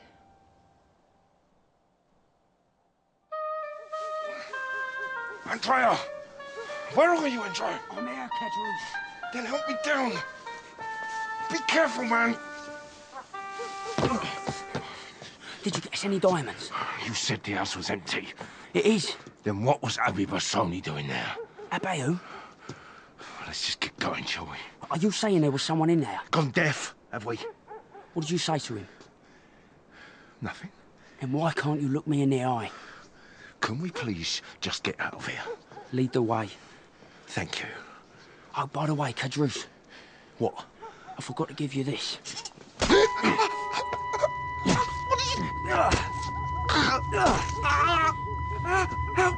Help, mother! Stand back! Stand back! Caderousse. You're not Abbe Bassoni. Who are you? I am the Count of Monte Cristo. And before that, you knew me as Dantes. What? Edmond Dantes. The man you did nothing to save, despite knowing in every detail the mendacious plot to denounce him. But Abbe Bassoni promised me that if I went home and left Paris tonight... Exactly. He said if I let you go in order to leave your miserable fate to God, and God chose for you to die, just as you chose to leave Dantes to his fate. You let me go. Goodbye, Caderousse. Dantes. Dantes. Valentine. time to stop reading now. Yes, stepmother. Quite a day for us, all things considered. Is father still very angry? No.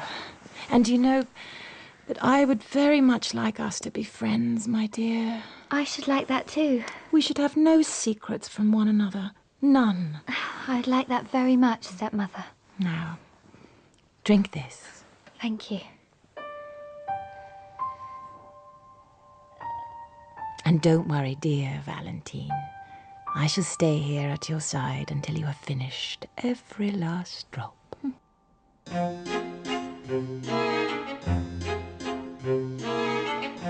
In The Count of Monte Cristo by Alexandre Dumas, adapted by Sebastian Bonchkiewicz, the Count is played by Ian Glenn, Haydée by Jane Lapotaire, Gérard de Villefort by Paul Rees, Eloise de Villefort by Kate Fleetwood, General Noirtier by Carl Johnson, and Valentine by Lizzie Watts.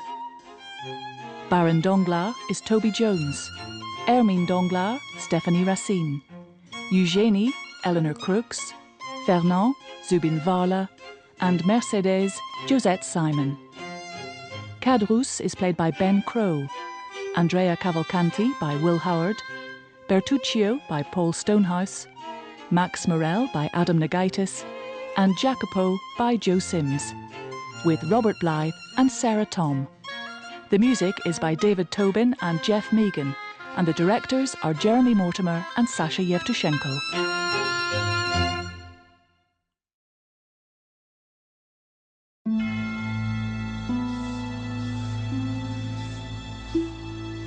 The Count of Monte Cristo by Alexandre Dumas, adapted by Sebastian Bonchkiewicz. Part 4. The cool winds of September. You have nearly achieved all you set out to accomplish, Dantes. Announce a long summer's end. Know that God smiles upon you. And with those winds, as do I, the culmination, most esteemed and honoured friends, of the cataclysm.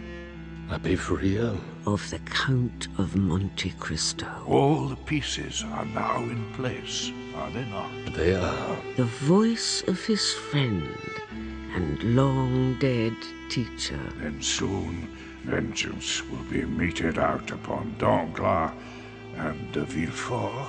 It will. But with vengeance comes responsibility, Dantes. Great responsibility. Valentine. Valentine. It's me, my love. Maximilian. While in a shadowed and somewhat overgrown corner of the de Villefort garden... Are you there? Answer me if you're there. A young man... Please. ...whispers disconsolately through the cracks of a paint-peeled wall. Knock twice on the wall if you can. Answer me. Why don't you answer me? Can you imagine the unimaginable torment I went through when I heard the news, my dear Count? And on a quiet street corner in that always fashionable suburb of Auteuil... Your unimaginable concern is much appreciated, Andrea. Spilled blood still stains the stone. Oh, why one can still see the drops of... Oh. On the doorstep of the Count's magnificent country house. You didn't know him, did you, Andrea? Know him? This Cadrus from Marseille. Whatever are you implicating, my dear Count? Only he seemed to have a very accurate idea as to which room to break into. It's almost as if he had a plan drawn.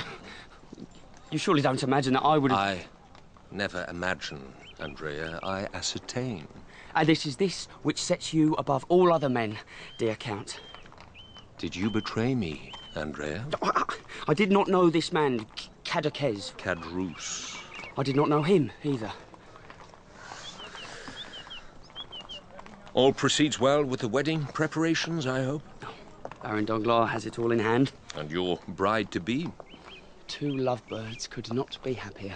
Then it's love. Love is not nearly an appropriate enough word. I shall see you at the wedding tomorrow, Andrea.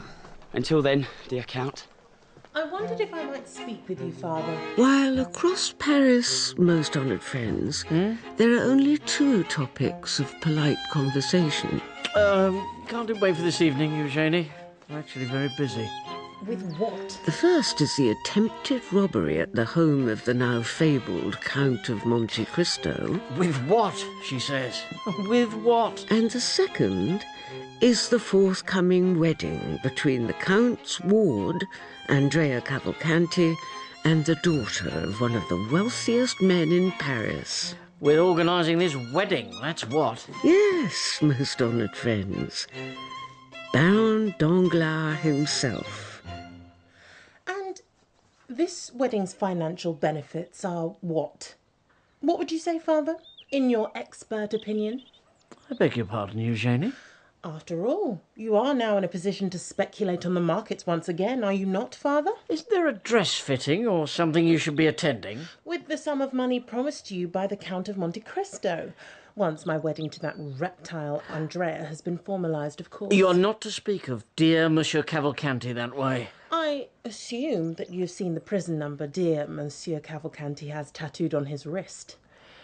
I think you should go to your room and we'll pretend this conversation never took place. Which is why I was Eugenie! curious. I was thinking somewhere in the region of 3 to 4 million francs. Am I mistaken? Eugenie, please, sit down. Certainly, Father. All right. Now, I want you to listen to me, sweetheart. All we want, is for you to be happily settled and comfortable. Good news, Baron Danglars. No, not now, Michel. But you said I was to let you know the minute our stock valuation rose above 1,000 points. No, Michel. What I said was, not now. Thank you, Father. Most enlightening. Eugenie!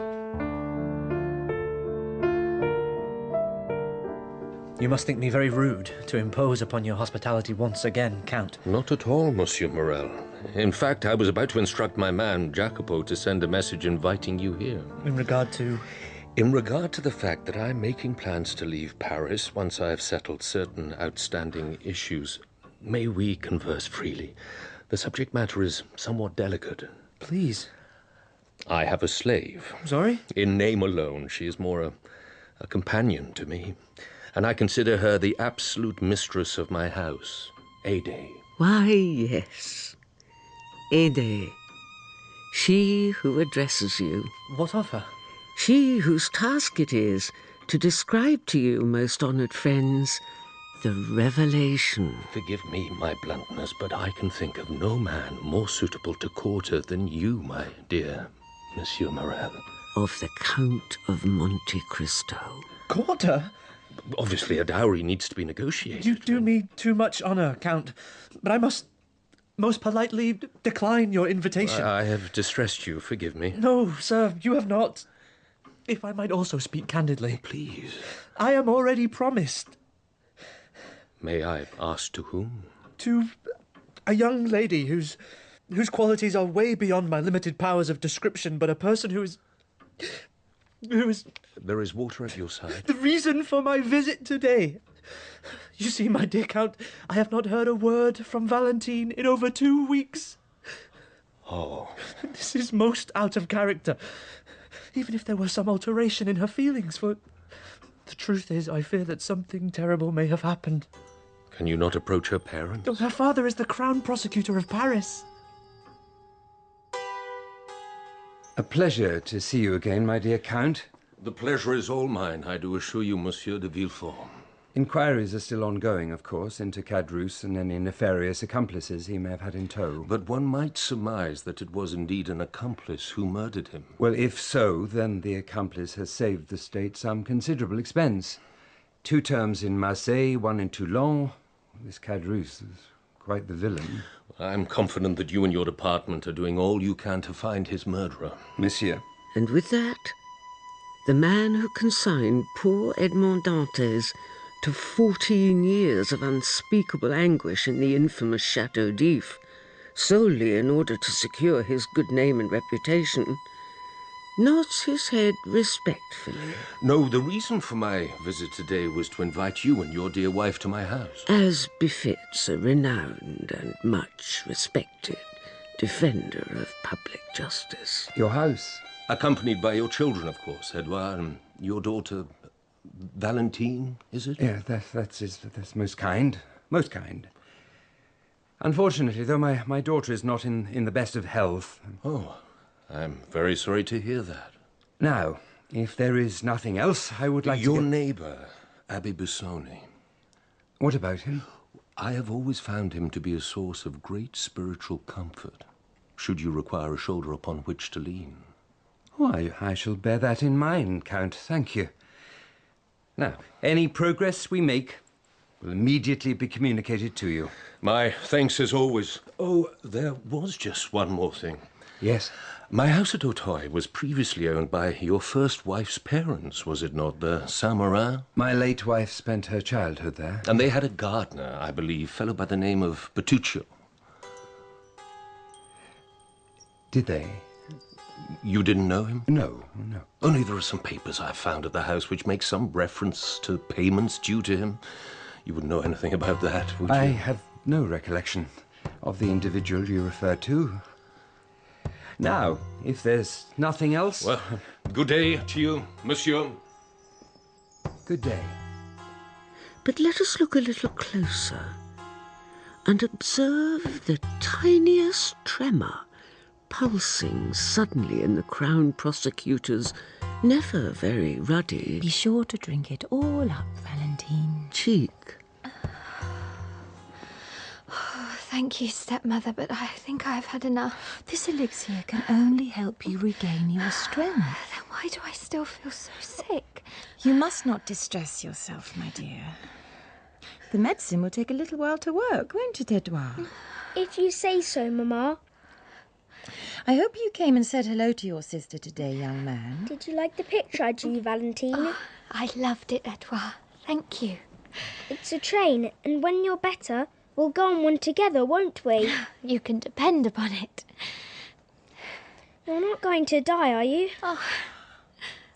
Honestly, Edouard, the very idea. You're to go to the nursery this instant. I shall see you tomorrow, sweetheart. Bye, Valentine. Bye-bye. You must try and get some rest, child. And there is great news. There is? Your grandfather has finalised the alterations to his will. You and Edouard are to inherit all the wealth of the Noirtier family. Imagine. Imagine. Last night, I dreamt my mother called to me from beyond. Dear God. And I was too terrified to answer. Oh, come here, child. But what do we see twitching there on the never very full or particularly generous lips of Madame Eloise de Villefort? But will you not be late for the wedding feast? A smile, perhaps? Oh, you're much more important than some silly wedding at the Danglars. Now, I'm not going anywhere until I see you finish all your medicine. The smile of one who perceives her most mendacious scheme to be... I will finish it, I promise, but please go to the wedding. All but... As long as you see that you do. Accomplished. You will send my regards to Eugenie. She was always so very fond of you, my dear. And who knows? Perhaps I shall discover you a prospective husband this evening. Now, rest. And remember, every last drop. Oh, Maximilian. Maximilian. He sends his fondest greetings to you, mademoiselle. Who are you? I am the Count of Monte Cristo. And you must listen to me, Valentine.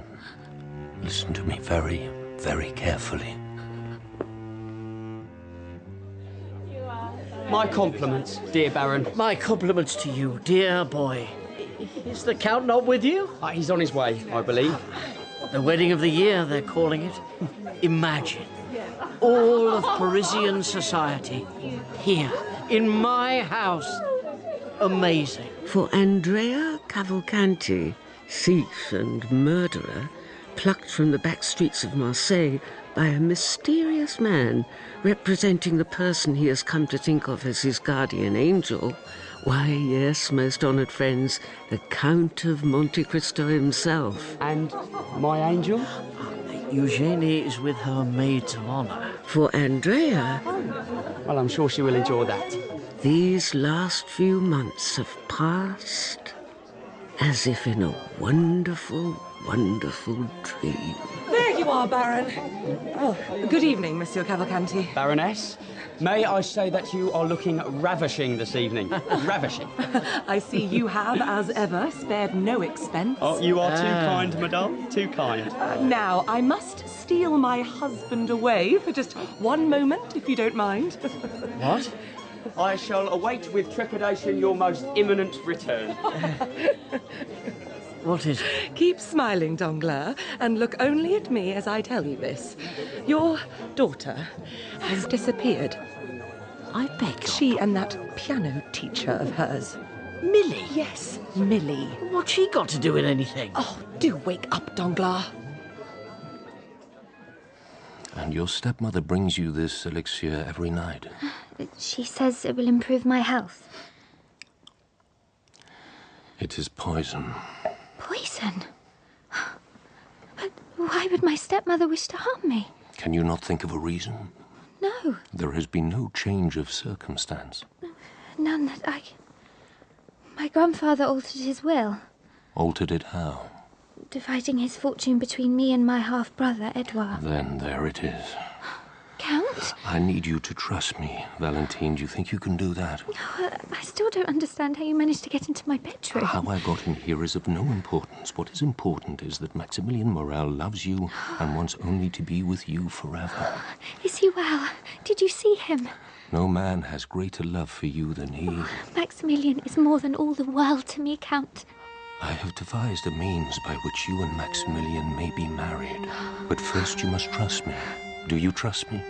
And now, young Valentine de Villefort stares and stares very deeply into the heartfelt gaze of the Count of Monte Cristo, detecting in those bright blue eyes a soul of such love and exquisite sorrow. I do. The course is not without its perils. If it leads to Max and I being united forever, then... Take this. What is it? It is an opiate. An... It is quite benign, I do assure you, and will furnish you with the most diverting visions until you eventually wake up. And when will that be? Soon. Well, the servants have searched everywhere. There's no sign of her or Millie. Well, Eugenie can't just have vanished, can she? I mean... Not only has she vanished, she's also cleared out all her savings and taken both the diamond necklaces we gave her.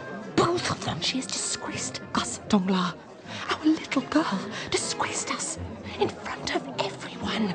While at that exact moment, a devilishly handsome young man dressed in the very finest style climbs aboard a railway carriage at Saint-Lazare, accompanied by his ravishingly beautiful young bride, who just as soon as the carriage door is shut securely behind her, turns eagerly to kiss him. Oh, Eugenie, are we really doing this? We are, Millie. We really are. Oh, do I not look splendid in this suit? Very handsome. Tickles a touch. The moustache. But otherwise... Your parents will be... Oh, what parents? I have no parents, and from this day on we shall live as artists, free to travel where our muse directs us, always together. I love you, Eugenie. I love you too, Millie. And still there is no sign of the Count. Perhaps something has happened. Without a bride, there can be no wedding, Danglars, Count or no Count. Is everything all right, Baron? Everything's under control, Andrea. Quite under control. Madame and Monsieur, the Count of Monte Cristo. About bloody time, too. Well, don't just stand there, husband. Go and greet him. My dear Count. Baron Danglars. Is something wrong? I'm afraid so, yes. Is it Eugenie? Eugenie? she has disappeared, you see. That may be for the best. I don't understand. Officers! What is the meaning of this? These officers are here to arrest a felon. With guns? If need be. At a wedding? There will be no wedding today. No What? And immediately the Count opens a small valise and drops a blood-stained waistcoat onto that polished ballroom floor. This is the waistcoat of the murdered thief Cadrousse. And this is a note he had secreted in a pocket. A note? Written in his own hand. As you can see, Baron Danglars, it is addressed to you. To me? Read. Yeah. Baron? Sir, the man you know as Andrea Cavalcanti and your daughter's intended husband is a convict. And thief. There must be some mistake. I have been as deceived by him as all of you. Read on. He escaped with me from the prison at Toulon. He was known in Marseille as Benedetto Benedetti, but he doesn't know his real name as he never knew his parents. He is a villain, Cadrousse. Have you something to say, Andrea Cavalcanti? You bloody set me up, didn't you, Monte Cristo? Officers, seize that man! This is a setup! A bloody setup! Cavalcanti, a murderer? How can this be happening? Well, it would seem as if your discovery of that incriminating note was most timely, Count. Some wine? Nothing, thank you. Indeed, Monsieur de Villefort. And now the villain Benedetto Benedetti can be tried for the murder of Cadrousse, and justice, French justice, can be seen to be done at last. Santé. God's justice, too. I assume I shall see you at the trial. You may depend upon it. Come. Sir. What is it, Leon? You're required at home urgently, sir. Your daughter... Has something happened to Valentine? It might be best if you... For goodness sake, man. She's dead, sir.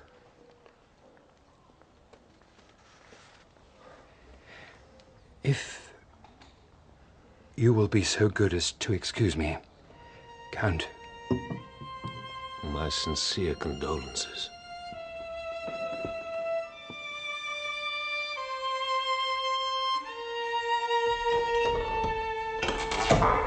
The thief and murderer we know as Andrea Cavalcanti. That you, Benedetto Benedetti?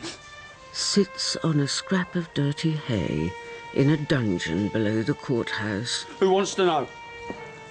Our time together is short, so listen. You again. But have we not met this man before, most honoured friends? You get away from me, you hear? Have we not seen him chase this same Benedetto down a dirty alleyway in Marseille? Stop play acting and get your sorry ass back where I can see you. Who are you to give me orders? I'm here on behalf of your guardian angel.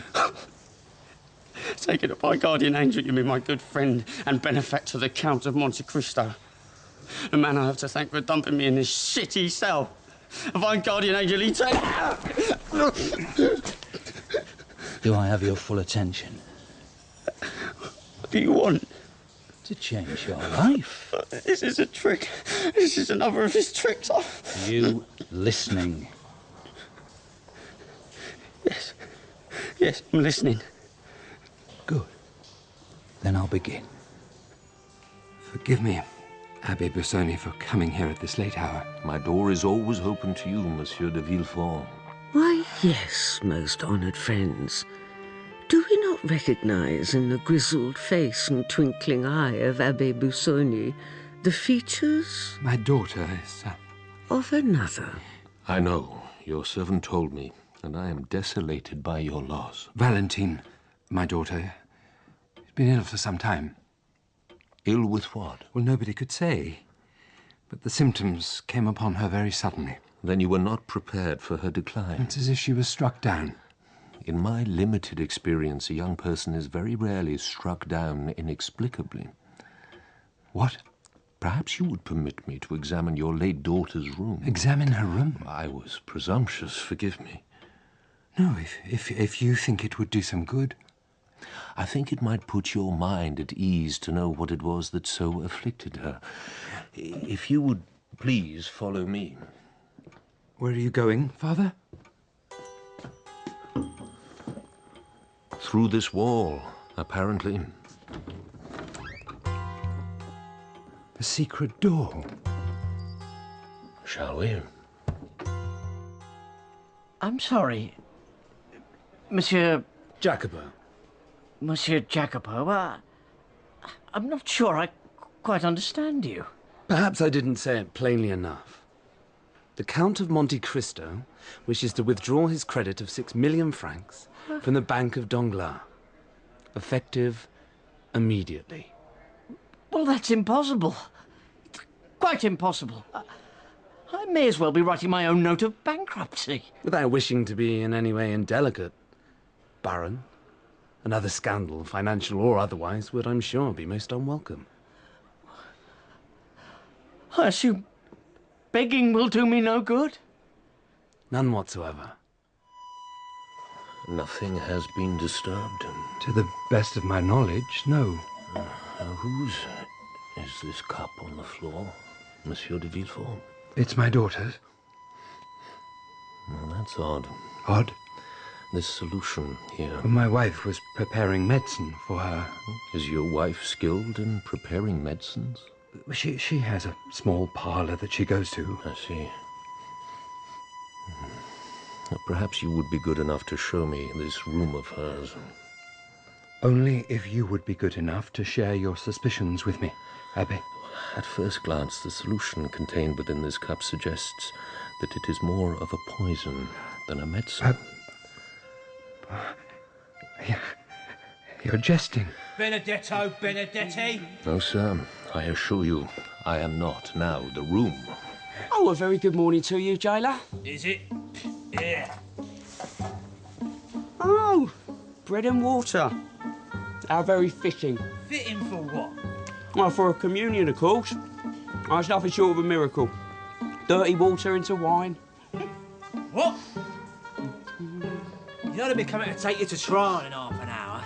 And you'll hang, boy. Hang. And I shall await them with keen anticipation.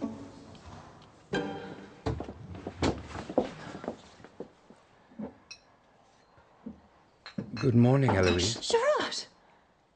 What on earth are you doing, sitting in the dark? Quite the laboratory you have in here. Sorry? Did you truly believe that you could systematically poison my daughter and that I would not find out? Have you taken leave of your senses? This cup. Yes. This is Valentine's cup, is it not? I don't think I want to continue this conversation. You will stay exactly where you are. Now, I have had this cup's contents examined by one skilled in chemistry. Might I inquire as to who this gentleman may be? You may not, no. Now you can continue to uphold this ridiculous charade, or you can save us both a lot of time and trouble and tell me the truth. Because, one way or another, I will have... Oh, Gerard, please. I assume it was all about Edouard inheriting my father's money, was it not? Edouard is our boy, Gerard, our wonderful boy. Armed men wait outside and guard the gates. Armed? And they will ensure that you remain here under house arrest. I want to see a lawyer. I demand a lawyer. Tonight, as soon as I return from the courts, I will have you clapped in irons and tried for Valentine's murder. You may have your lawyer then. No, don't do this, Gerard. My only regret is that the law forbids me trying you myself. But rest assured, Eloise, You will be executed before even half the autumn leaves have fallen from the trees. No, this is all a terrible, terrible mistake. Until this evening. Madame. Gerard! Count. Gerard! Baroness Danglars, a pleasure, as always. All of Paris, it seems, struggles to gain admittance to what the daily newspapers describe as the trial of the decade. I assume you have not seen my husband? I? No. You seem distressed, madame. As you might be, Count, if you awoke, as I did this morning, to find yourself husbandless, daughterless, and penniless. The trial of the villain Benedetto Benedetti, known in all the fashionable salons across the capital as one Andrea Cavalcanti. Penniless? Danglars has ransacked my personal accounts, stolen all my jewellery, even taken my wedding ring. And now he leaves me to face the dishonour of his bankruptcy and this trial alone.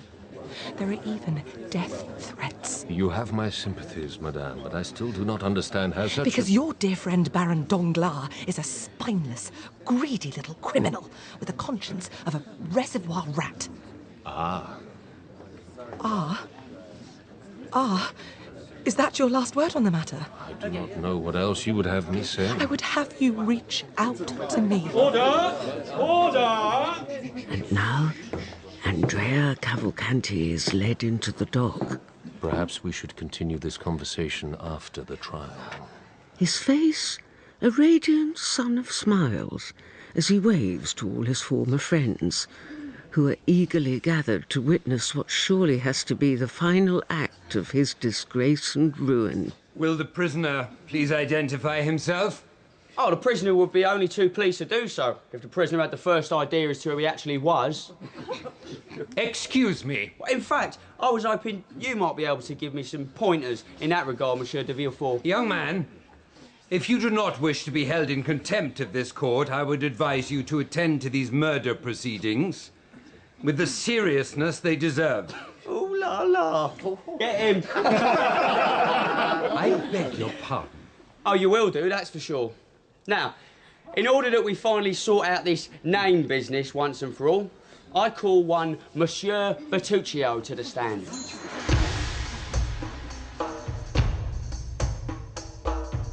Marseille? Yes, Monsieur Morel, Marseille. The Count asks only that you trust him. My Valentine is dead. The Count and I have no further business. And the Count mourns your loss, but requests that you join him in a month from now. October 5th, in fact. May I ask who it is that I am speaking to? My name is Ade. Am I not lovely, most honoured friends? The Count's companion.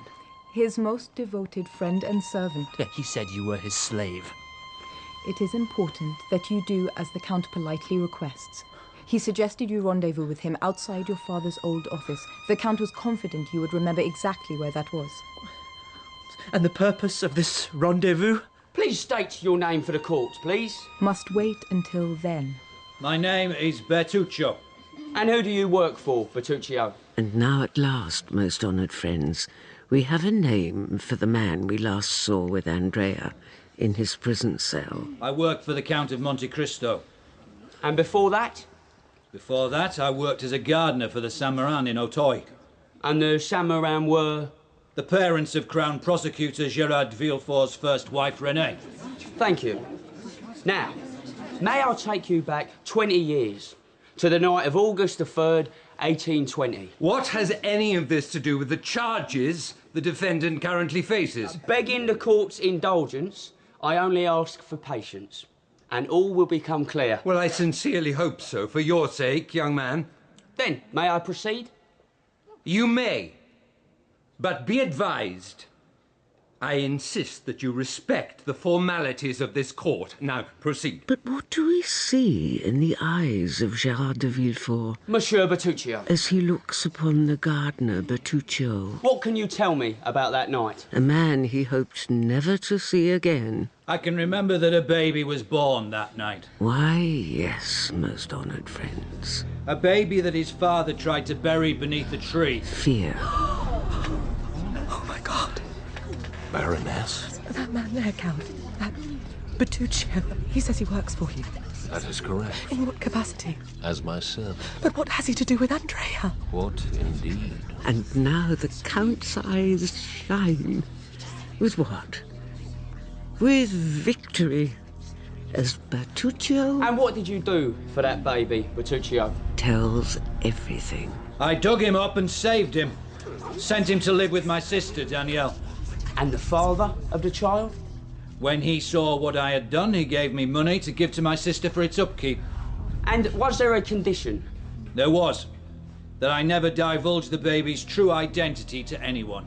And is the father of that unfortunate infant present in this court today? He is, sir. I'll point him out, please. But this farce has gone on for long enough. It is Monsieur de Villefort himself.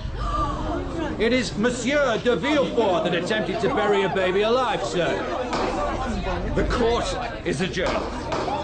I said the court is adjourned! But the mob pays no attention to him who was once the most feared of all Crown prosecutors, as he numbly raises his gavel up and down, like a now stringless... And is that unfortunate child present in this courtroom today? Worthless... Did you not hear me? Marionette. The bastard child is here, sir, as is his mother. Be good enough to identify the mother. She sits beside the Count of Monte Cristo. Hermine Danglars! No!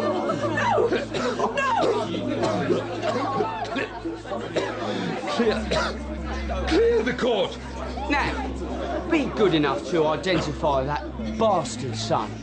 Why, he is you yourself, sir. You are the child of Hermine Danglars and Gerard de Villefort.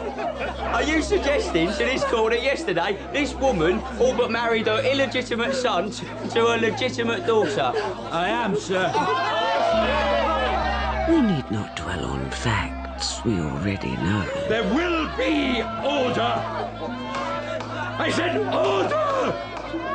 Please! The mysterious disappearance of Andrea Cavalcanti. Well, that all went exactly to your plan, didn't it, Bertuccio? Just walk. Very nice and smooth. I like smooth. Wait. De Villefort's face when he heard our news. Priceless. Is this about the Count's furnace for my escape? You have much to answer for, Andrea. Excuse me?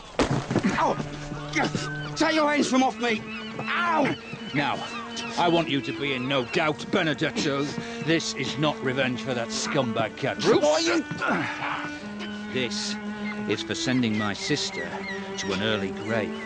She, who never gave you anything but a mother's love. My poor Danielle. What are you doing? Untie my hands, please.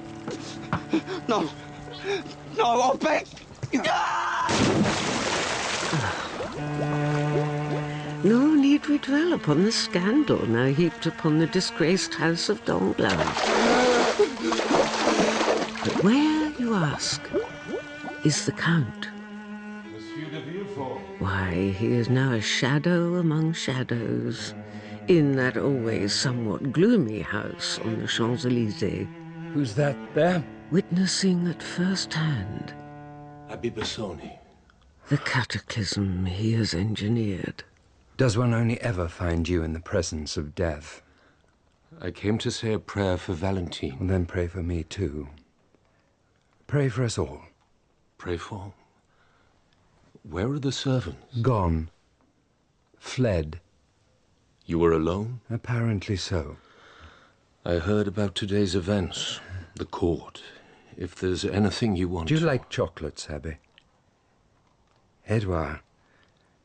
Like chocolates? Shall I see if I can find you one? Thank you, but that is not the reason for my... Ah, you're here to say prayers for my daughter, yeah? And to tell you that your debt to me is now paid in full. My debt to you? To Edmond Dantes. To... A falsely denounced sailor you consigned to 14 years of hell in the Chateau d'If. What on earth are you doing? Showing you who I am. Count. What is... Explain yourself, sir. My name is Edmond Dantes. Edmond? The man whose life you destroyed with no more thought than you'd give to swatting dead a fly. Dantes. Dantes, the sailor with the letter. The letter addressed to your father, the Bonapartist General Noirtier. The letter which, had it reached its destination, would have finished your career forever. The letter you burned as you burned me with your false reassurances. But that was 25 years ago. Yesterday. And you have waited all this time to... I have waited to destroy you as you destroyed me, utterly and completely.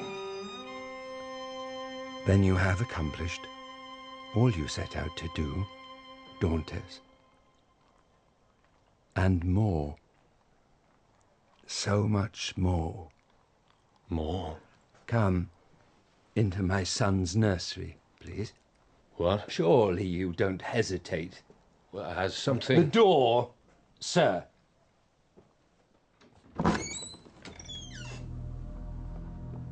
Oh, no. No. I trust that you're pleased with your handiwork. I had no hand But in... you gave my wife detailed instructions in the preparations of poisons, did you not? Doubtless that was part of your revenge, was it not? But I did not envisage... That she would poison Edouard and then take her own life? No. Quite a picture, isn't it? Mother and son, clasped tenderly together. You see, I did exactly as you told me, Count. I confronted Eloise. I told her she would hang for murdering Valentine. And look, she has saved us both the trouble. There may be something I can do for the boy. Keep away from my son! My son! Son. God, forgive me. Now, if there is no further business between us, I'd like some time alone with my family. My family.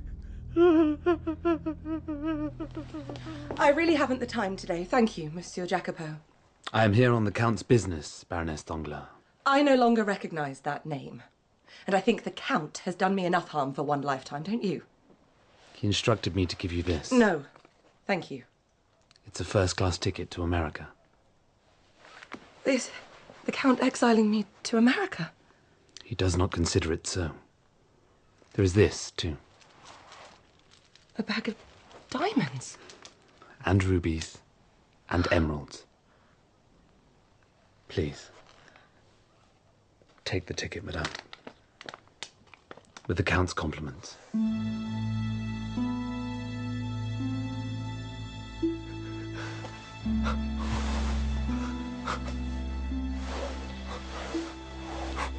Come over here, Edouard. Yes, Mama? There's something I need you to drink. What is it? Oh, don't go to her, boy. Stay here with me. Mitz. Like Valentine's? Get away from her. Don't interfere, Dante. She will kill the boy. Have it for her. She will kill the boy if he drinks. Take the cup in your hands, Edouard. I said there would be responsibilities. Drink. Did I not? It tastes funny, Mama. Oh, no. No, Edouard, no. Oh. Master. Master. We have to save the boy, Eddie. We have to save... You were screaming in your sleep. And you came to me? As I will always come to you. Always. No, from this moment on, you have no further obligation to me, dear Hede. I release you. And if I do not wish to be released? Not wish to be. I yearn only for your comfort, Master. But I am so old, so beyond redemption. Then you do not love me. Say so and I will leave. Oh, Hede, I have done the most terrible thing. You are too harsh. People will speak in awe of what you have accomplished, my master.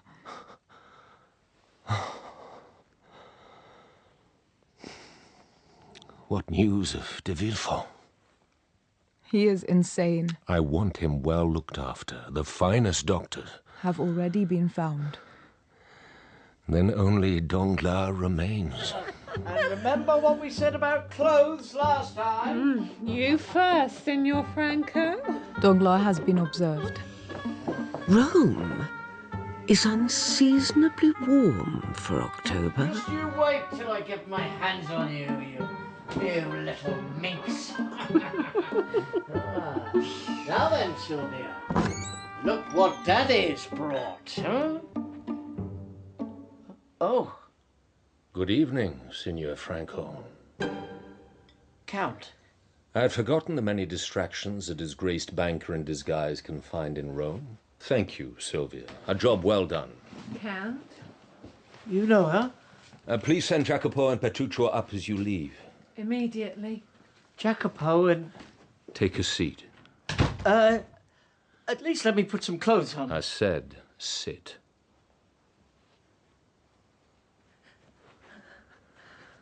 You were always a crafty one, Danglars, even in Marseille. Marseille? What are you talking about, Marseille? Ask anyone who served on the Pharaon. They'll tell you. You were on the Pharaon? I never understood what it was old Monsieur Morel saw in you. Can't have been the honest face, can it, Danglars? Who are you? Why, I am the man who has destroyed you, as you destroyed me. You're the Count of Monte Cristo. You cannot be destroyed. But before that, I was just a man. Barely a boy, in fact. A boy you betrayed. A boy What are you talking about? I'm talking about the first mate of the Pharaon. Dantes? Edmond Dantes? At your service. It was Fernand. Fernand who denounced you, not me. I liked you. I always did. Liked me enough to have me arrested and thrown into the bowels of the Chateau d'If just so that you could take my position as captain. No. You've all wrong. 14 years, Danglars. 14 years without warmth or food or daylight. 14 years of degradation and heartbreak. And for what? Dear God, man, have mercy. Have mercy. Come. What? You sent for us, Count. Permit me to introduce my long-time associates and friends, Monsieur Bertuccio and Jacopo, who, of course, you know. Not much of a man without his breeches, is he, Maltese? What do you want? Why, that which is most precious to you, your money. I have no money. You left Paris with over 1 million francs in cash and jewels. Now, where is it? Please, do not make me ask you again. Buried. Buried where? Don't do this, please. Did you not hear my friend's question? Buried where? Just let me get some clothes on and we can go You shall go as you are. A traveller, straying aimlessly across an old, all but forgotten orchard on the outskirts of Rome tonight, would witness a most unusual spectacle. Dig, Danglars. Even for Rome. And be sure you don't waste our time. It's here. It's here. A man, nondescript, but for his nakedness, I know it's here. digging.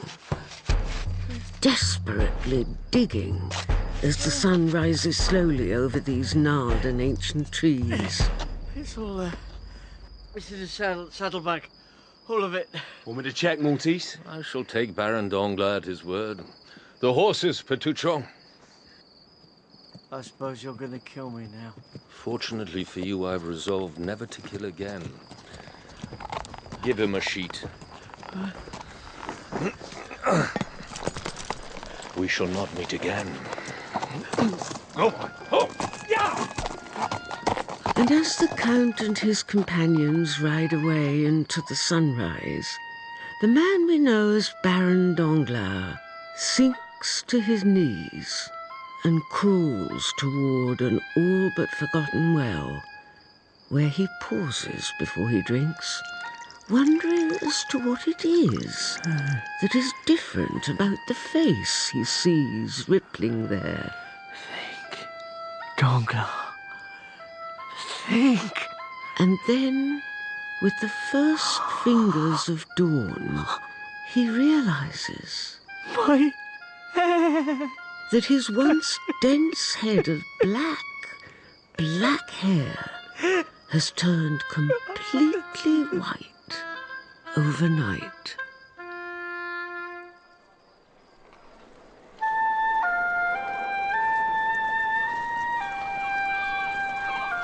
Madame de Morcerf, is it you? Count? Forgive me, I did not expect to meet. What brings you to Marseille? To say a final goodbye. I leave France tomorrow. For where? The open sea. With no destination. Do you walk here every day? Is that a question, or is it that you already know? It is most fortunate that we meet today, madame. Is it? As I have something here. The glass rose. Thank you for returning it to me.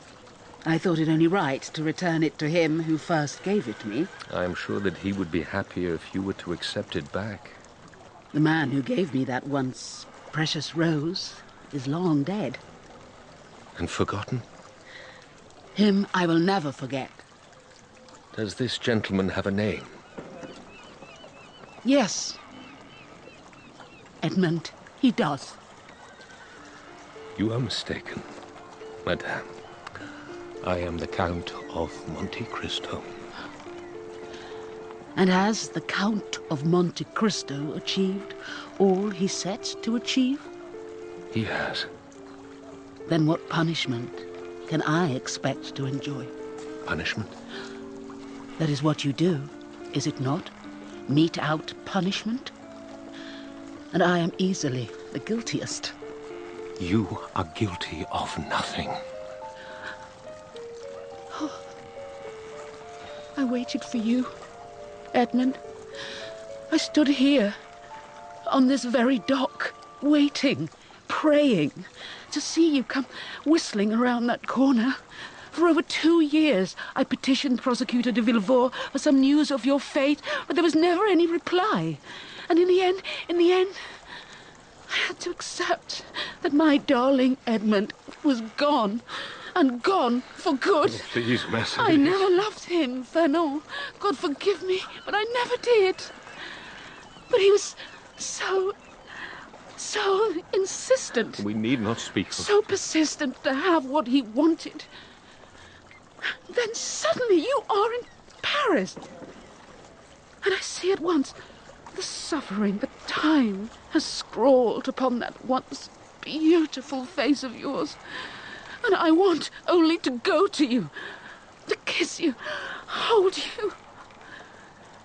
But you are changed. So very changed. Don't, I Mercedes. feel an emotion I never thought your presence could provoke in me. And that is? Dread, Edmund. Pure and unadulterated. I suffered much as a consequence of your husband's betrayal. Then we are at least companions in that. What shall we do with the rose, Mercedes? Let us give it to the sea. If that is what you want. I want only to live in peace. Shall we?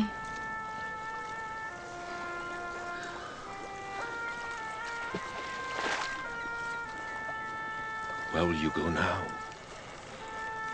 There is a convent in the mountains. The sisters have kindly offered to accept me. Oh, be glad. I have found some tranquility there. Then you have been blessed. Go well, Edmund. My one, my only love. Pray for me. And now the Count sits at that quayside.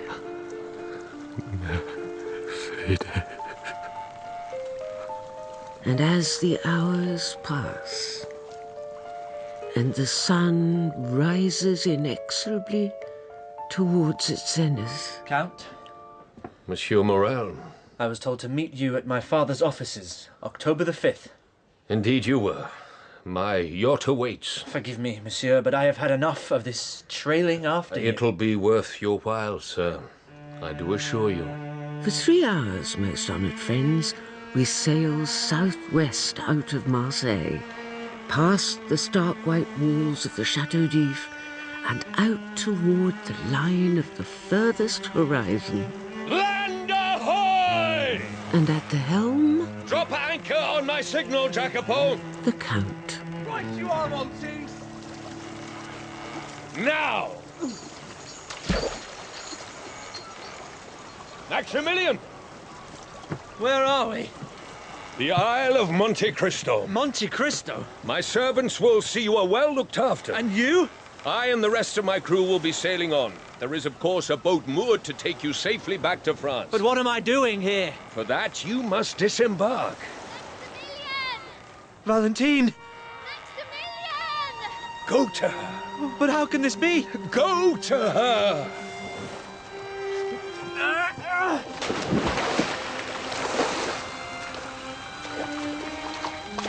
Valentine! Valentine! Oh, my love! My love!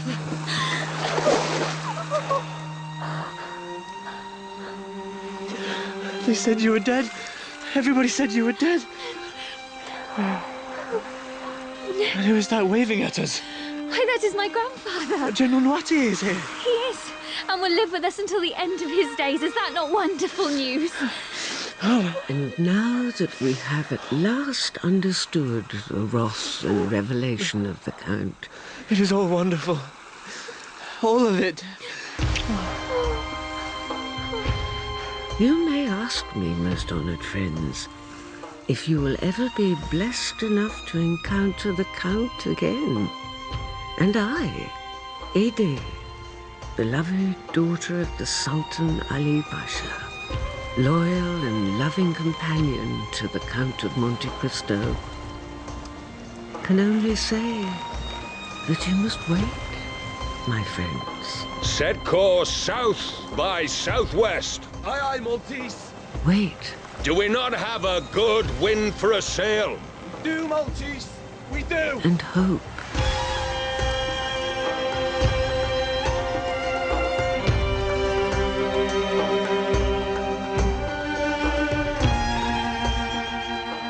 In The Count of Monte Cristo by Alexandre Dumas, adapted by Sebastian Bonchkiewicz, the Count is played by Ian Glenn, Ede by Jane Lapotaire, the younger Ede by Amber Rose Reva, and Abbe Faria by Richard Johnson. Baron Danglars is Toby Jones, Hermine Danglars, Stephanie Racine, Eugénie, Eleanor Crooks, and Mercedes, Josette Simon. Gérard de Villefort is played by Paul Rees, Eloise de Villefort by Kate Fleetwood, Valentine by Lizzie Watts, and Edouard by Finn Monteith. Max Morel is Adam Nagaitis, Andrea Cavalcanti, Will Howard, Bertuccio, Paul Stonehouse, Jacopo, Joe Sims, and Millie, Sarah Tom. The music is by David Tobin and Jeff Meagan, and the directors are Jeremy Mortimer and Sasha Yevtushenko.